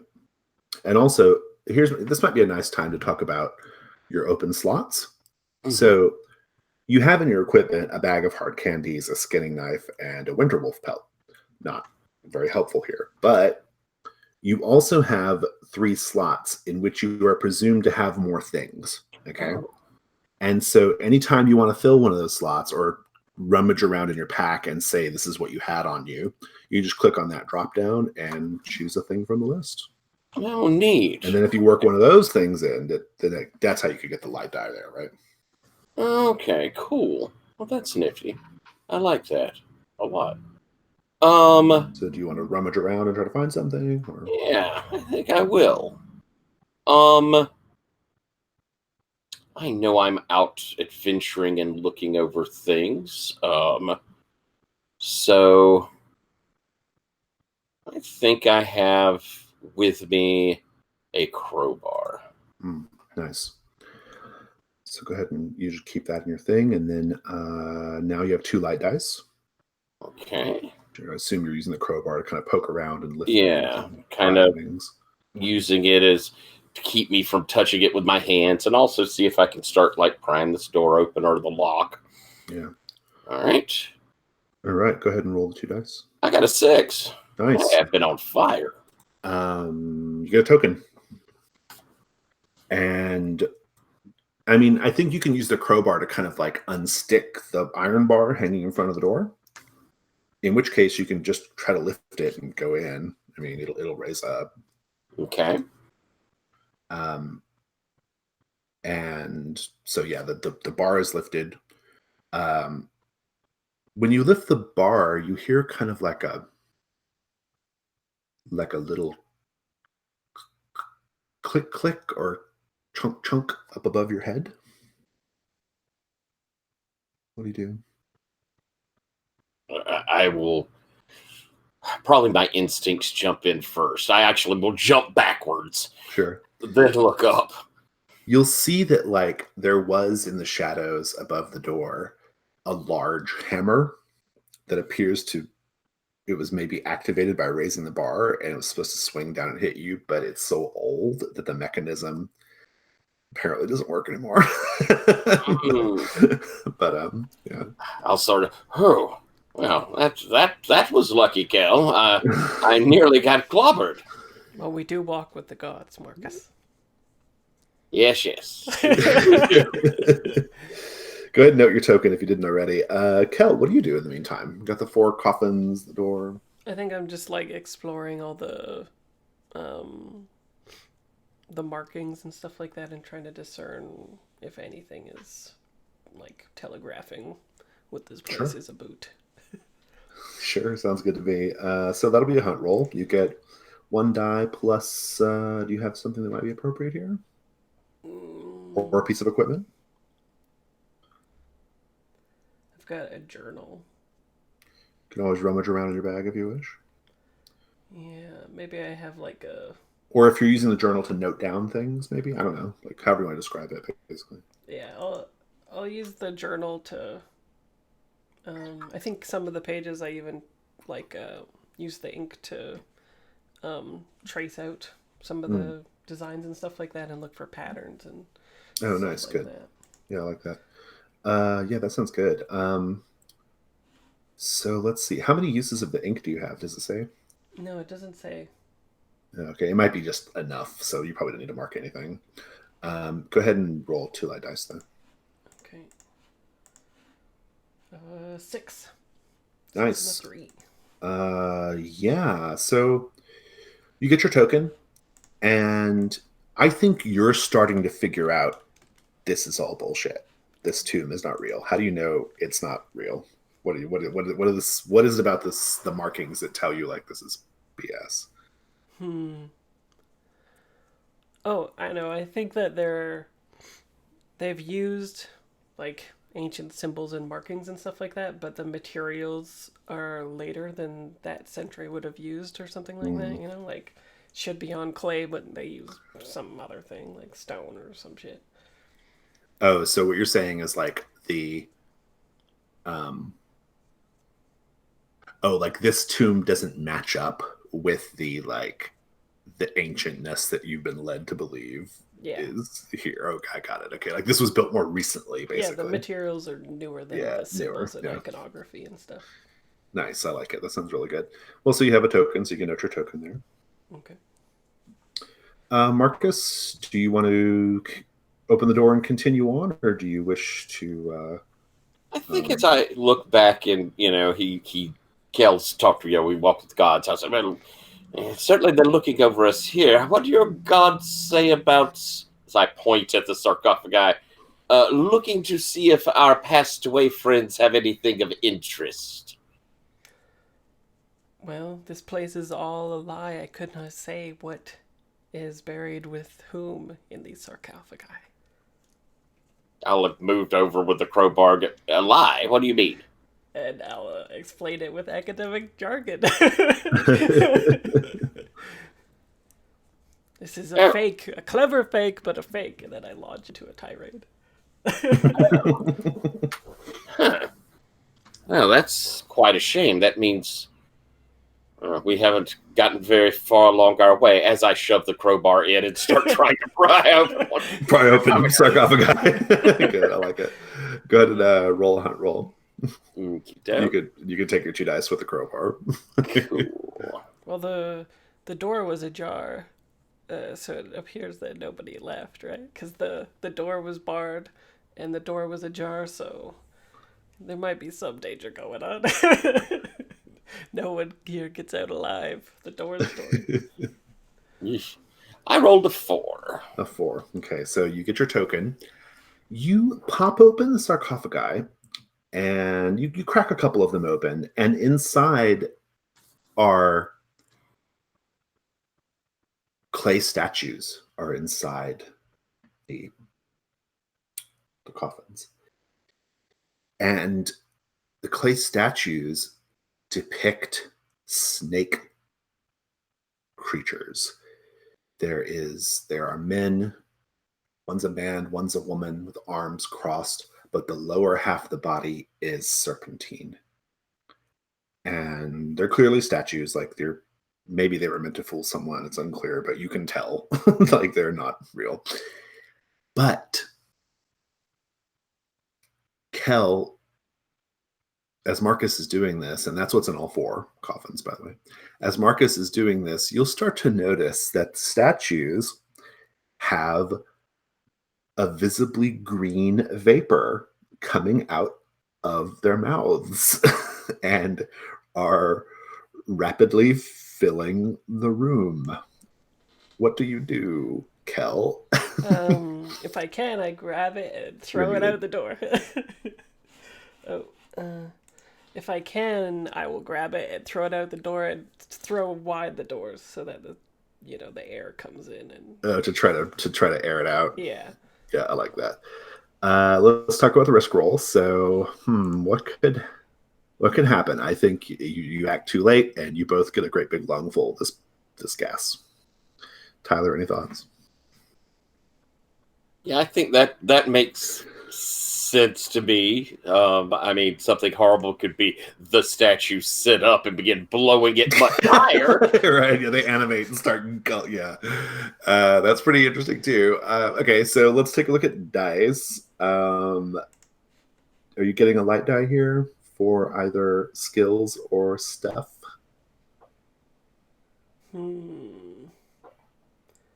I don't know if it's direct. Or the environment. Are you taking advantage of the environment in some way? Maybe the doors? Yeah, the doors, opening it wide for the... Yeah, I like that. Although, if Tyler's right, then that just makes the statues grow taller. So. Well, we'll see. But, okay, so I like so yeah, I think that's a good way of, like, using the environment. Like, you're actually using the doors to, like, push open and, like, slam them open and, create a gust or whatever, wind tunnel effect. So you get 1 light die there. Devil's Bargains? I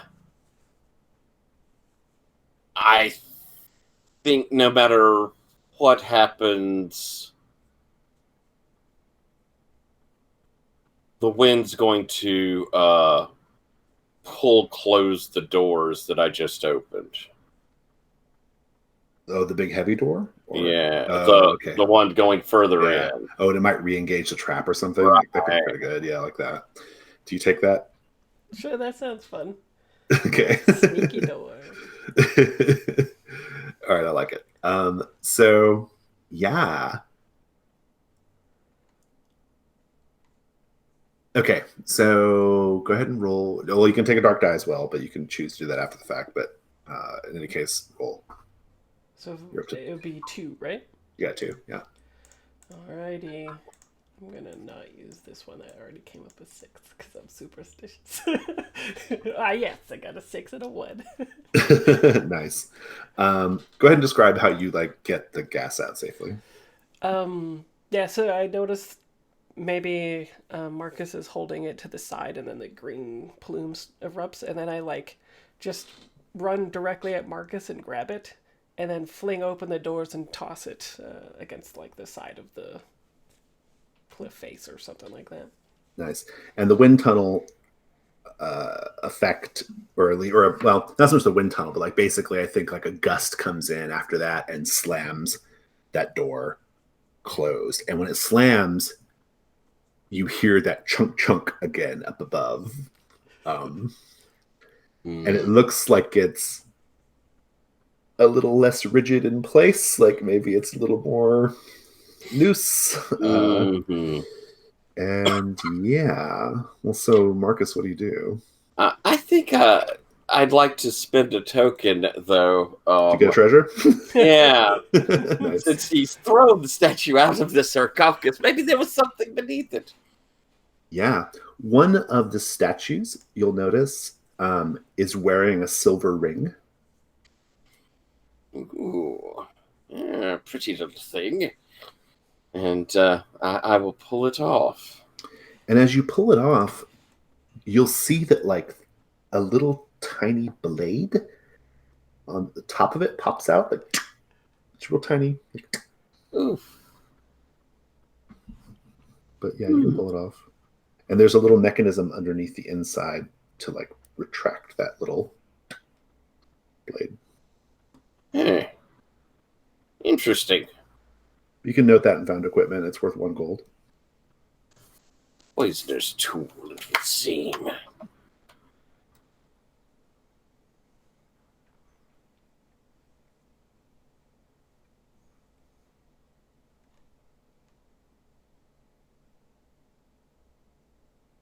And now there's the matter of opening the door again and doing it safely so that the trap doesn't harm anyone. What about if we could lift one of those sarcophagi, we could just like slam it up against the door or something like that, and But push could it. you? Oh, to see what the trap does, see if the trap like hits it or whatever. Yeah, and then it can just swing there and we go through or whatever. I think it's a good plan.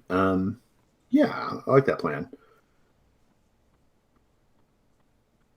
I feel like I have to do a risk roll here, right? 'Cause, like, are you leaving the statue in there, or you do the statue and the coffin, or what? Probably just the coffin. Hey, So you're taking the statue out. maybe. What is Marcus thinking? I have, as we're talking about this, you say the place seems fake. Do you think that there's a real entrance further on, or should we simply look for the real temple? Well, the real entrance might be just through that door. It's trapped. It must be important. I mean, if it's the real entrance, then this isn't really a fake. You see, it's more of an antechamber. Why? I mean, with the gas, The foyer. everyone would just die. Right? With the gas, everyone would just die in here. Right? Well, yes. All right then. Well, sure. Let's. Why don't we take the one that you've already cast the statue out of? It might be a trifle lighter. Sure. And then I guess we'll just use it as like a battering ram, right? Well, so the door opens outward, right? Because it has a. Oh, so the Or no, it opens. How would it open? inward? It had a bar in front of it, Mm-hmm. so that means it. It would come into this room if you're barring things from coming out of it. Right. Right. Okay. Right. So yeah, exactly. Okay. So you would have to pull it open first, right? I think we could use the sarcophagus as kind of a shield. We open the door, and hopefully this hammer will smash into it rather than our heads. Yeah, sure. Sounds good. So we'll just position it where we think the axe is going to come down and then open the doors, basically, right? Sounds good. Yeah, I think that's pretty good. Are you going to use some kind of tool to open the door, like from a distance, or are you going to like just go up there and open it and dodge, or what, or just get behind the thing? Like, I mean, Ooh, another thing we could do is I could just have rope, and we could tie the rope to the doors, and then push the sarcophagus, and it would pull on the rope and open the doors. Ooh. yeah, that's a good plan. Do you have some rope? I do now. Okay, awesome. You rummage around, find some rope. Well, it's your plan, Kels. Let's do it. All right. So you get a light die for the rope, and what could go wrong here? Rope could break. It's not very sexy, but It is not. You don't get to say either. So that's why you don't get to say. I don't know, guys. I could lose a length of rope. That I just pulled out for free. Perhaps the weight of the sarcophagus with it pulling back could actually collapse part of this archway. I mean, it could like that's rip pretty the good. door. Yeah, I like that. It actually blocks the passage. That's pretty good. I like that. I'll say like maybe it turns out it's the whole situation is not stable as you thought, and it like collapses the hall. I think it's pretty good. We got one die for sure. Devil's bargains. I'll offer devil's bargains. You do lose a bit of your rope, no matter what. makes sense. I'll take it. Okay. So you got 2 light dice, unless Tyler has a better offer. But I like that one. all right, roll your 2 light dice. Ooh, that's a 3. I'm gonna. All right. You can add dark, or you can just fail. You can add dark die, or you can just fail. I think The failure condition, I think, it's going to be the collapsing passageway. I think that's a no-go. I'll add a dark die here. I got 2 4s, and then the dark die is a 3.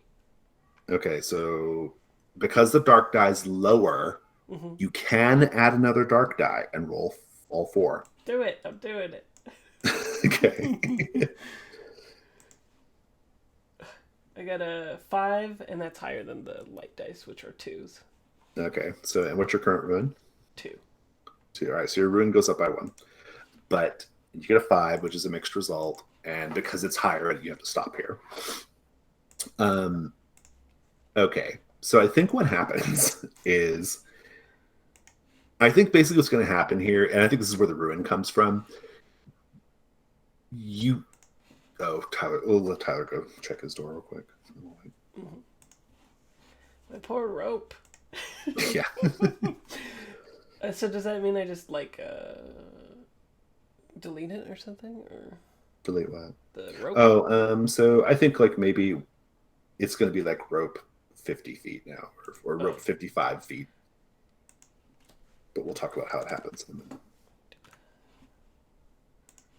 Sounds good.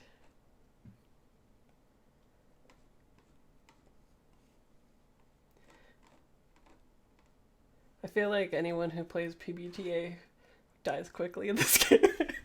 Yeah, this is not a game where you just like go for it, right? Like, yeah, because PBTA you have a pretty good distribution, and also like it kind of, that's how you play. You play to kind of like lose, you know. Regular trophy, it's good, but trophy gold, you want to play to win a little bit more. Sorry, okay. Way to get me to vote for you for mayor is not to keep talking when I say I'm afraid I'm busy at the moment. Yeah, we waited on you. So with a 5, I think the downfall is going to be that, okay, you're going to trigger the trap and make it to where it's safe for you both to pass. But the problem is, I think your plan F's up a little bit, and you still get, I think you get kind of like clipped by the hammer, which is where the ruin comes from. I think it kind of like, you get clipped by the hammer, and I think it's sort of, I'm going to give you a condition too. I think it like, you get clipped by the hammer, and I think your condition is going to be, you have like a severely bruised right arm. And there's a spot to note your conditions. but describe it. What does this look like? So I think what happens is, yeah, we tie the length of rope around the doors, and then we throw the sarcophagus down, and then it just wrenches open the doors, and part of the rope just breaks because there's a tremendous amount of force on the part there. And I think what happens is I just assume that it's good because I wait like an action movie where I'm like, oh, guess it's not happening, and then I start going through, and that's when it slides down and like hits me, and I like bounce off the door. You dodge, but not quite enough, and it hits, slams into you. Yeah, like that. Yeah. Okay, that's good. You're in. Um, Are you all right, my boy? I'm I'm fine. Just a little beat up a little bit. Well, you need to be careful now. It's only going to get more dangerous from here. Yeah, especially because everything's uselessly old. But not so old as Yes. it is legitimate. Let's see what we have ahead. there's a short passage that opens up into a circular chamber. And in this circular chamber, there is 3 more coffins, but these look like proper sarcophagi. They're a little more ornate. They have, like, they appear to be inlaid with, possibly with gold, but maybe just tin painted gold. But in any case, you see like some inlays that could be valuable. There are 3 at evenly spaced intervals around this, along the wall, the circular wall. And in the center of this room is an idol. It is a giant, hideous statue of a snake man god, just kind of looming over this room. And then you have the 3 coffins kind of like arrayed behind it. What, Marcus, what do you do? As we see this thing, wait. And I'm going to move a bit closer to it, but I'm kind of opening up my mind to like spirits of this place. This reminds me of a spirity guardian or something along those lines in my head. Oh, you have spirit skill, yeah. Yeah. Give me a hunt roll. You'll get 2 dice for the way you've described it. Okay. Now, rolling my 2 die. Double 6s. Wow. I have been good tonight. You have your token. And how many total tokens do you guys have now? That will take me up to 3. And I have 1. All right, so you have to 4. Yeah, it's working. I mean, you are definitely getting a sense that before was not the real tomb. But you also get the sense that there's more yet. That this is the foyer of the real tomb, perhaps. Then I will spend my 3. Okay. You will notice that the water that kind of drips in this area through the rock, you'll notice it, has actually eroded the ground a little bit beneath the idol. And you can see beneath the idol that a gap. There's some kind of stairway beneath the idol if you kind of peek down in. Did the spirits point your attention to that? I don't know. But you discovered it at any rate. Kelm. Now this would seem to be the way into the heart of this temple. and I'm looking it over, and you can see this is natural and over quite a long time. It's, well, I hesitate to say, but we may be the first to explore it in millennia. One can only hope. But we do walk with the gods, as we know. Yes, right behind us. Exactly. Inside of us, even. Yeah. Surrounds us. Penetrates. Yeah. So what do you do? Yeah, I'm going to take my handy dandy crowbar, adventurer's best friend, and Cal, give me a hand. We'll shift it. And Try to push it. Yeah, I like that. I don't feel like there's a risk roll here, really. There's no real danger in what you're doing. I think it's a hunt roll, though. I mean, you've got your answer, but you could still be doing hunt. You could still be finding things, right? So go ahead and give me with the crowbar. It's 2 dice. Excellent. All right. Another 6. Very good. You get a token. Moving the idol is not a problem. That was never a problem. But you do get, if you want to spend something to find something on the way out, you can. But otherwise, you're good. You can save it for later. And it's a stairway leading down as we. Yeah, it is a stairway that like spirals down into the earth. This seems an appropriate moment to find something. I'll go ahead and spend that token right off. Yeah. Right at the top of the stairs. Like, you don't even have to go down very far at all. You can even see it when you move the idol.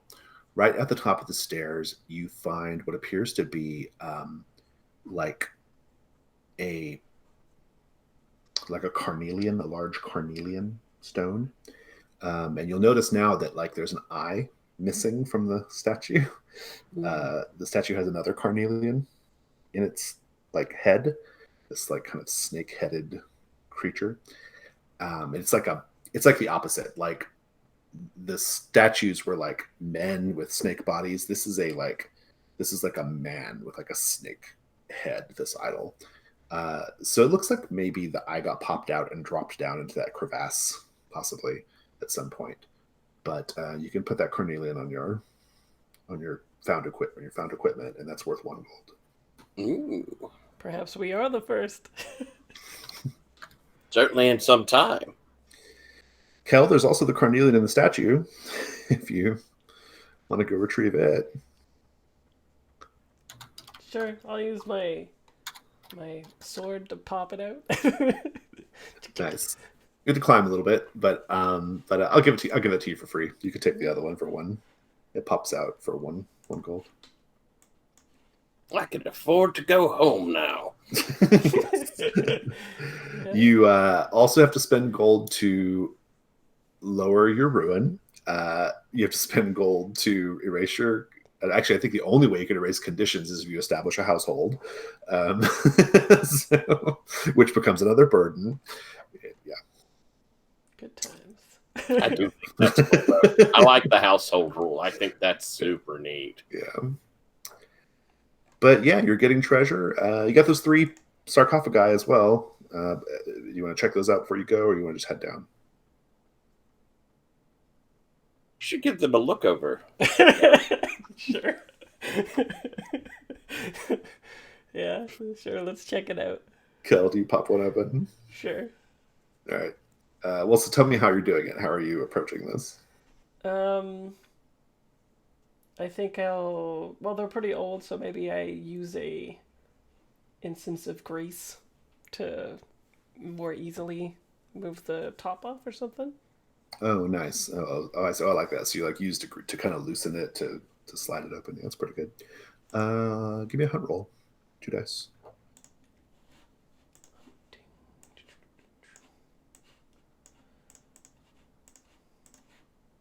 That's a 3. 3. But I could roll again, right? Nope. There's no rerolls on hunt rolls. 3 is merely you encounter something terrible. No tokens. So I'm gonna find out where we're all at. So Marcus, I imagine you're like at the top of the stairs, maybe, and Kel is like sliding one open. Kel, you push open. You're like carefully you're using the grease to like loosen the door and getting it to slide, and you're trying to be really careful, right? Like I imagine you're being kind of like careful about it. You're not just flinging it open, right?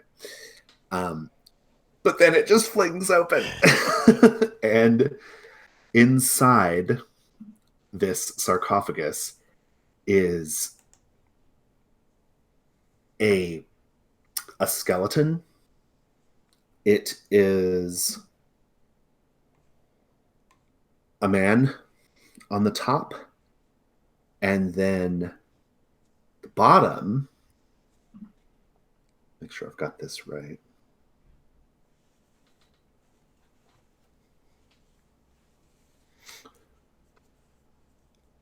The bottom is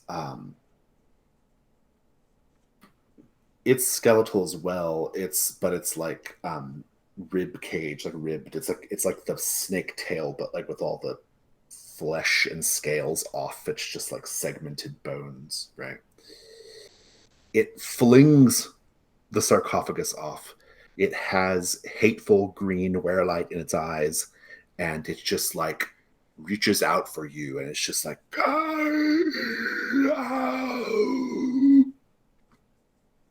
what do you do? I smite it with my divine hammer.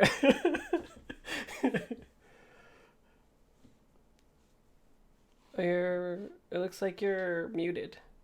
Oh, yeah. So, Marcus, what do you do? Are we going to do this? Are we going to do combat here, or what are we doing?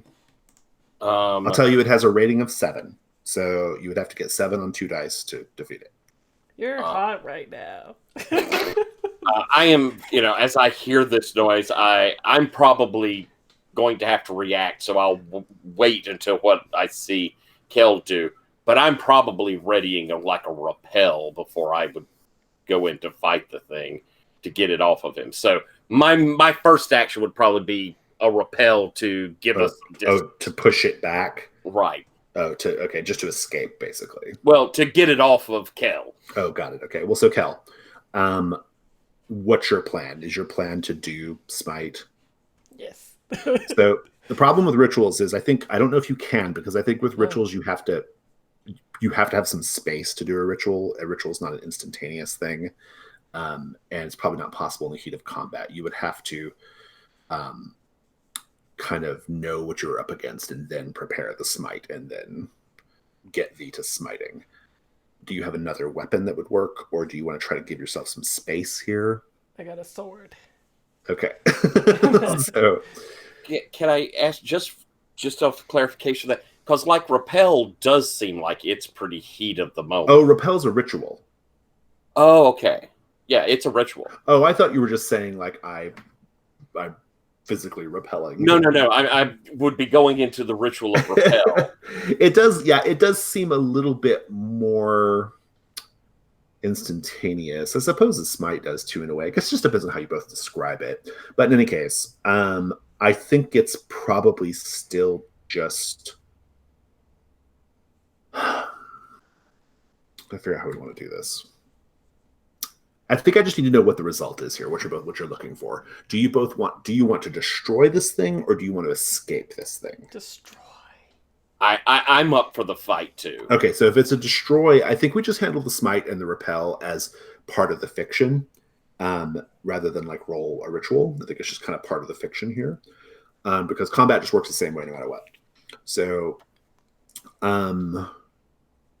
let's talk about the combat roll. So, woe to the treasure hunters who find themselves face to face with a vengeful monstrosity and with no recourse but to swing steel against it. When you attempt to defeat a monstrosity, first say how you expose yourself to injury or attack, then roll a light die. You both have to do this. Okay. Well, I'm getting strangled, basically, right? You're right up close to it, right? What about you, Marcus? How will you be exposing yourself? I think that with the surprise and shock of it and me trying to act quickly, I may, the exposing myself to danger is I could fall down the stairs. Oh, yeah, that's pretty good. So both of you roll a light die. I got a 5. Okay. I got a 2. All right, those are your weak points. So if a 5 or a 2 come up on the combat roll, you take ruin. All right. Now, the combat. You gather a dark die for each treasure hunter. And then you roll them. So you both just roll your dark dice. Okay. Do I get an extra one for ritual or anything like that? Or ritual is the fictional positioning? That's just fictional positioning. Okay. Yeah. Okay. In this case. Tyler, maybe you should roll. You're good at rolling. You both roll a die. So.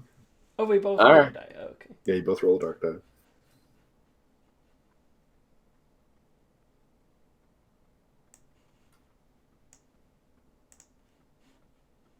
Okay, I'll roll the one on the left. I got a 6. Nice. That's good, right? Okay. Oh, yeah. I'll roll the other. I got a 3. Nice. No 5 or 2 came up, and you equaled you exceeded with a 9 total. So both of you get to describe your contribution to the combat. How do you destroy the skeleton? Each of you give me some fiction.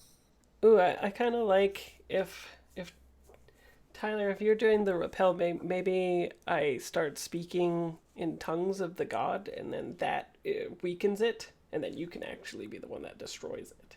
Like, I just make it vulnerable to your attack. Okay. So you're doing your godly speak as I move forward, and we, as I and probably give it Slam probably it up like against. a wah, yeah, and Nice. slam it back, and it shatters, Shatters. the bones clattering to the ground. Nice. I like it. I love it. You get to enter this on the bestiary. So bestiary, this is going to be, I'm going to describe it as skeletal, half man, half snake. What do you want to name it? Yeah, Fraser, what do you think we call these? We've started to see the half man, half snake, and this one is the man head snake body. What do you want to call those? And I guess that would mean this is a skeletal version thereof. Yeah, something like Children of the Serpent or something like Ooh, that. like it. Ooh, I like that. That's pretty good. Child of the Serpent. That's pretty sweet. So cool. You also always, when you defeat a monster, you get to collect its stuff and make it treasure. So someone roll 7 gold dice for me. You want that or me? You go ahead.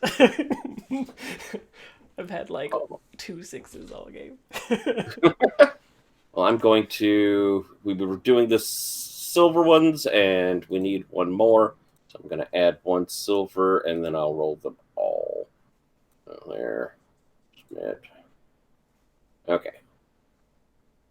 Come over here, buddy.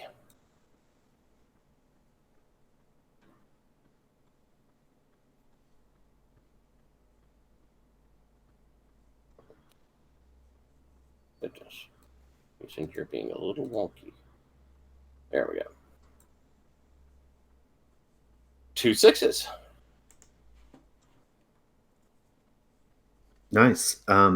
Tell me, Marcus, what among the bones is valuable? What can you sell back home, back at Fort Durin? Since it's 2, I think that let's see, this is man head, snake body. Man upper body, snake Yeah. lower body. Yeah.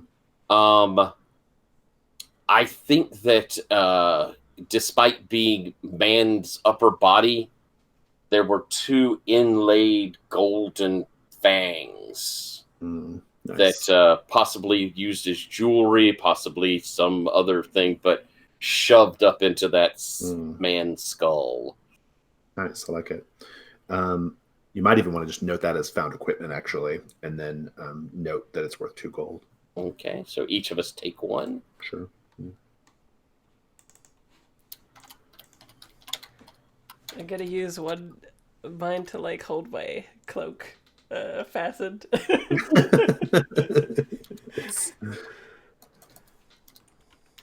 And I think we'll end the session there since you're getting ready to descend into the next set. Let's go ahead and do let's do Stars and Wishes. So, well, first of all, I'm curious, how much gold did you all end up with in total at the end of that? Those first two sets. With the Fang, I would have had 3. Okay. With the Fang, I am up to 6. 6. Nice. Okay, cool. So you've got one over your you've got one over your burdens. That's good. I made a profit. You made a profit. Yep. Awesome. So yeah, Stars and Wishes. Stars, things you enjoyed. Wishes, things you hope to see next time. I'll start with Stars. I really like running this, actually. This is fun. It is. I was not sure how the pacing was going to go, and I wasn't sure like if it was going to make sense the way you kind of move through space. But it actually worked out fine. The hunt rolls were fine. I worried that like, okay, I've got the hunt rolls in the first set. I made the hunt rolls. It was really like wide space. It was like from the road from Fort Durin to the door of the tomb, right? Whereas the next set, the hunt rolls just covered like 2 rooms, right? And I was not sure if that was going to scale appropriately or if it was gonna feel funny, you know, or even just the idea of using the hunt rolls at all. Like, was it going to feel weird when we could just say, oh, you go search here, you find this, you search here, you find that. Like, but I actually really liked it. I thought it was because what I liked about it is like, I knew what dangers there were. I knew what traps there were, but they weren't necessarily always going to go off only if the hunt roll kind of dictated that they did. Right. And I also liked that you have control via the spending of tokens of when your characters figure shit out and like ultimately finish the set, right? I thought that was really great. So that's my star. I actually really I have a much better sense of how this game goes and how it feels, and I like it. I thought it was really, really good. So my wishes, I guess my wishes are I'm very interested to see how the return to town process goes, because that's a whole separate thing. Right now, as written, it's a very mechanical process. You just mark boxes and erase things and resolve things. I'll tell you that I'm actually writing an addition to Trophy Gold that is the Hearthfire rules for Trophy Gold. That's all about like adding story to the back in town parts. And so I'm kind of curious to see, as written, how it goes and maybe what improvements I can make to it to make it a little bit more satisfying in a story way. But those are mine. And also, you guys did a great job. So. Yeah, for me, yeah, everything seemed to flow like pretty nicely from the fiction that we were establishing. The hunt rolls felt pretty good. The only thing I didn't understand was that you had to spend the token, so I was like, let's just keep looking for the entrance type thing. But it worked out in the amount of tokens that we wanted to have in the end anyway, so it ended up well. And I actually, yeah, I thought the combat was really interesting. I like having the space to flavor things, but it was still definitely intense. It was a good thing that I had Tyler roll, I think. I'm no good at rolling all the time. But yeah, it seems fun and interesting and cool. I like that Ruin is kind of like your health still as well. Mm-hmm. Yeah. Yeah, it seems interesting. I don't think I have any complaints, really. I like Marcus as a character a lot too, so maybe wish is just to see more backstory unfold, which I think will just happen naturally. Yep. Awesome. Thanks. I'll say that I liked it too. I thought mechanically this was really, really neat. I like the kind of, the perfect 3 of a story. If you get those 3 tokens, you can just advance it. but it has the lure of, oh, but you really are here for treasure. You want to Yeah, flip it's a whole risk reward thing, right? It's a push your luck thing for sure. and where you talked about it scaling, that worked, I thought, perfectly. I loved the road being the big thing, but it was still just the same tokens Get as your 3 tokens and yeah, and you're done. and it still played out in that room with a trap with the stuff. It still played out really the way you want to pace the scene. I mean, you don't want to spend 100 years on a damn road scene. So 3 there is perfect, and then having a moment of tension. I thought that worked great. That combat was super cool. I see where you could add ruin die to roll in combat. Yes, I believe in combat you can. I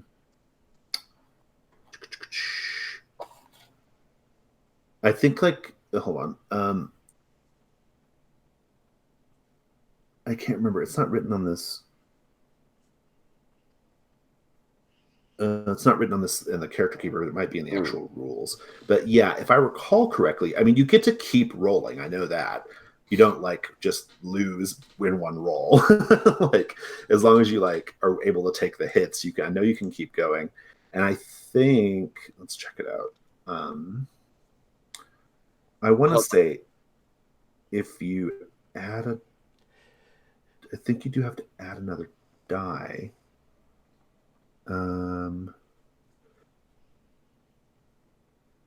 Because obviously you're going to have a chance to take ruin because that's what your armor works. Yes, you do. Yeah. If the 2 highest dark dice are less than the monster's endurance and you wish to continue the attack, add 1 more dark die and re-roll all of them. So basically, you have more chances of defeating it because it's the second round. So even though you didn't defeat it the first round, you obviously would have a better chance of defeating it if you're able to keep going because you are learning its moves or otherwise just getting the advantage in the fight, right?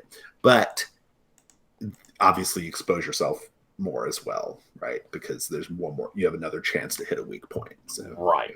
Yeah. Okay, I like that. Yeah, it's interesting. It's super interesting. Yeah. Yeah, and I think that's cool. And so mechanically, this was really hitting a sweet spot. Me too. It felt like I don't think I want to play Wodu anymore. I feel like this is my system for I doing agree modules. with you. Yeah. I agree with you. It gives a very, old schooly feel, but at the same time, it's so nice and quick. It's modern. It's really sweet. Really good mechanically. Fraser loves your character. I love the funny and interesting of this guy. The gods are behind us. The gods are with us. We walk the path of the gods. I love what I'm seeing from the character. And, you took a spider child into your body. I can't help but love that. Yeah. And Jason, as always, spot on the tone and the creepiness of it. And, here it's the beginning, so it's not overwhelmingly dark, but already tidbits of really creepy shit coming in. What I thought was really nice, I'm sorry to interrupt, but what I thought was really nice was that spider with the little city model on its back. I originally envisioned that's not part of the module, right? I'd made that for my little preset, right, that we did. But I originally was thinking that was just a type of creature that you could encounter in the world, right? That maybe you'd never seen before, but obviously because you have to make it a bestiary entry. But what I thought was really interesting was how Fraser's framing of the communing with the gods and burning the incense and all that stuff, how it became oh, this is a god, right? Or a minor god, right? And I thought that was just thought it spoke well to the sort of collaborative nature of what we were doing. Exactly. Right? I had a certain idea, but the fiction kind of made it another thing, which I thought was really great. So yeah, that's phenomenal. I also like that with your skills being interpreted widely, I was able to tackle it in a different way, supplicate myself instead of if it was OSR, you're probably okay, you're in a fight. Right, yeah. Or you'd roll plus charisma in Dungeon World or whatever, right? And it gets all of us on the same page about how I want to go about defeating the creature, right. And if that is something everyone is on board with, and if that could even work, and then if not, then I could just be okay, I'll come back to it and see if there's another way that makes more sense with the fiction. Yeah. Yeah. So that's pretty cool. And as far as my wishes, I'm going to kind of echo you there, Fraser. I want to see why we're together, what we are. I think there's an interesting old guy, young guy, both of us veterans sort of feel to this that could be really interesting. And I'd love to see what brought us together. So finding out the characters is also going to be cool. And I have to think that in a game like this, you got to really, ride the wheels off because your characters have every likelihood of dying soon. So if you're wanting to get some story out, you got to really drive it. You got to really drive for it. Yeah. Yeah. It's so interesting because I think that I think with the bestiary especially, there's this sort of implied understanding that these characters are meant to like maybe not last that long because the bestiary continues after them, right? Mm-hmm. And yet, if you're willing to make the sacrifices, if you're willing to do the thing, if you're willing to take the risk, you might stick around longer, right? You might be able to get enough treasure to make your character last, right? And I think it's really interesting in that way. But it feels like at all times the players have a lot of control over that, right? Mm-hmm. Like in the short term, the control is, do I spend my tokens now or not, right? And in the long term, it's kind of like, well, do I build a household? Do I do these things that might make it easier for my character to survive, but also force me to go back into the fucking dungeon because I need the money now, right? Right. So I just think it's kind of interesting that you like have you can kind of play with that, right? And kind of, I think the household sounds very interesting. I'm really looking forward to it. It gives me a bit of a like Skyrim-y even a Skyrim feel. Yeah, it's got that feel. What I hope to do with it, with the expansion, with the Hearthfire expansion that I'm writing for, this won't come out for a few months, but what I'm hoping is like as Trophy Gold is written, there isn't a lot of like, being back home is a really mechanical procedural thing. There's not a lot of like story baked into it. My hope is to like add like procedural elements that make it more of a story generating engine, right? Like that's cool. Like, what does it mean to be back at your household? What does it mean to sell your monster parts for gold? What does it mean to to lower your ruin? Like, what does all that look like? I think that's a really good idea because it gives a nice reflection of the out there it's adventure. A back and forth, yeah. Right. I think that's a brilliant idea. I think that's very good. Yeah, and we there's actually there's a third expansion planned that it will handle the journey, right? So there'll be back home, the journey, and then the rules we have now are the dungeon, right? So that's the plan for Trophy Gold in the long term. But as written, it works fine. Like right now, like I think it's perfectly fine. Oh, I think it will have some nice there'll be some opportunity to kind of expand it and do something with it. So. Yeah. So is the Kickstarter for both of them, Gold and the Kickstarter's for Core, and Gold depends. We'll see. It might be a stretch goal. It might be, I don't know. We're still kind of not sure how Gold fits with the Kickstarter plans, but because it seems rather large to just be a stretch. Yeah, and it's a separate game, right? It's not the same game. I think that's the important thing. It's not the same game. It has the same DNA, but they are different games, and so we haven't quite settled on, does it make sense for this to be included with the standalone book or not? And I don't know. We'll figure it out. But. I mean, people like their multiple huge game books, right? Yeah, but I know I told Jesse that too. I was like, well, we could just do like, if Gold is built out enough by then, I suppose we could just do like 2 books or whatever. But we'll see. Even like a sexy slipcase with 2 of them. Yeah, that can be fun. Yeah. What's going to be nice is like whenever we do finally do that fucking Kickstarter, it's going to be totally finished. Like that's nice. All the stuff going in it, all the tables that we're making, all that shit is going to be done. We're literally going straight to print as soon as we do it. So, and I love those random charts. Those crowdsourcings. No, well, where all the looking at it in the codex there, all of the all the stuff. Yeah, there's so much stuff. Oh yeah.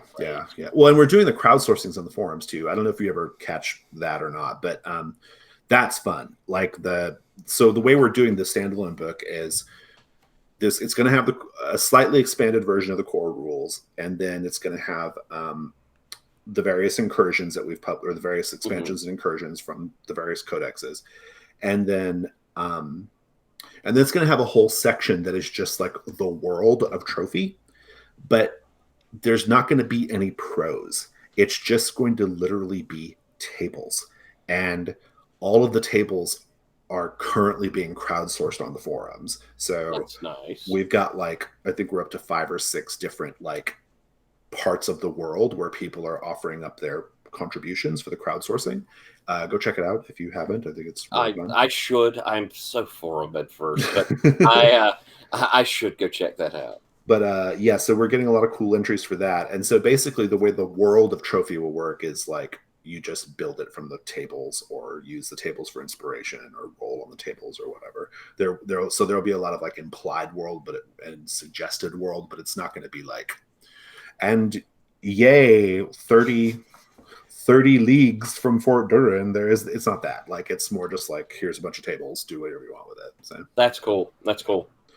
Okay, cool. Well, this was super fun, guys. Thank you so much, and I will see you next week. Awesome. See you. Bye. Right. Bye. Bye, guys.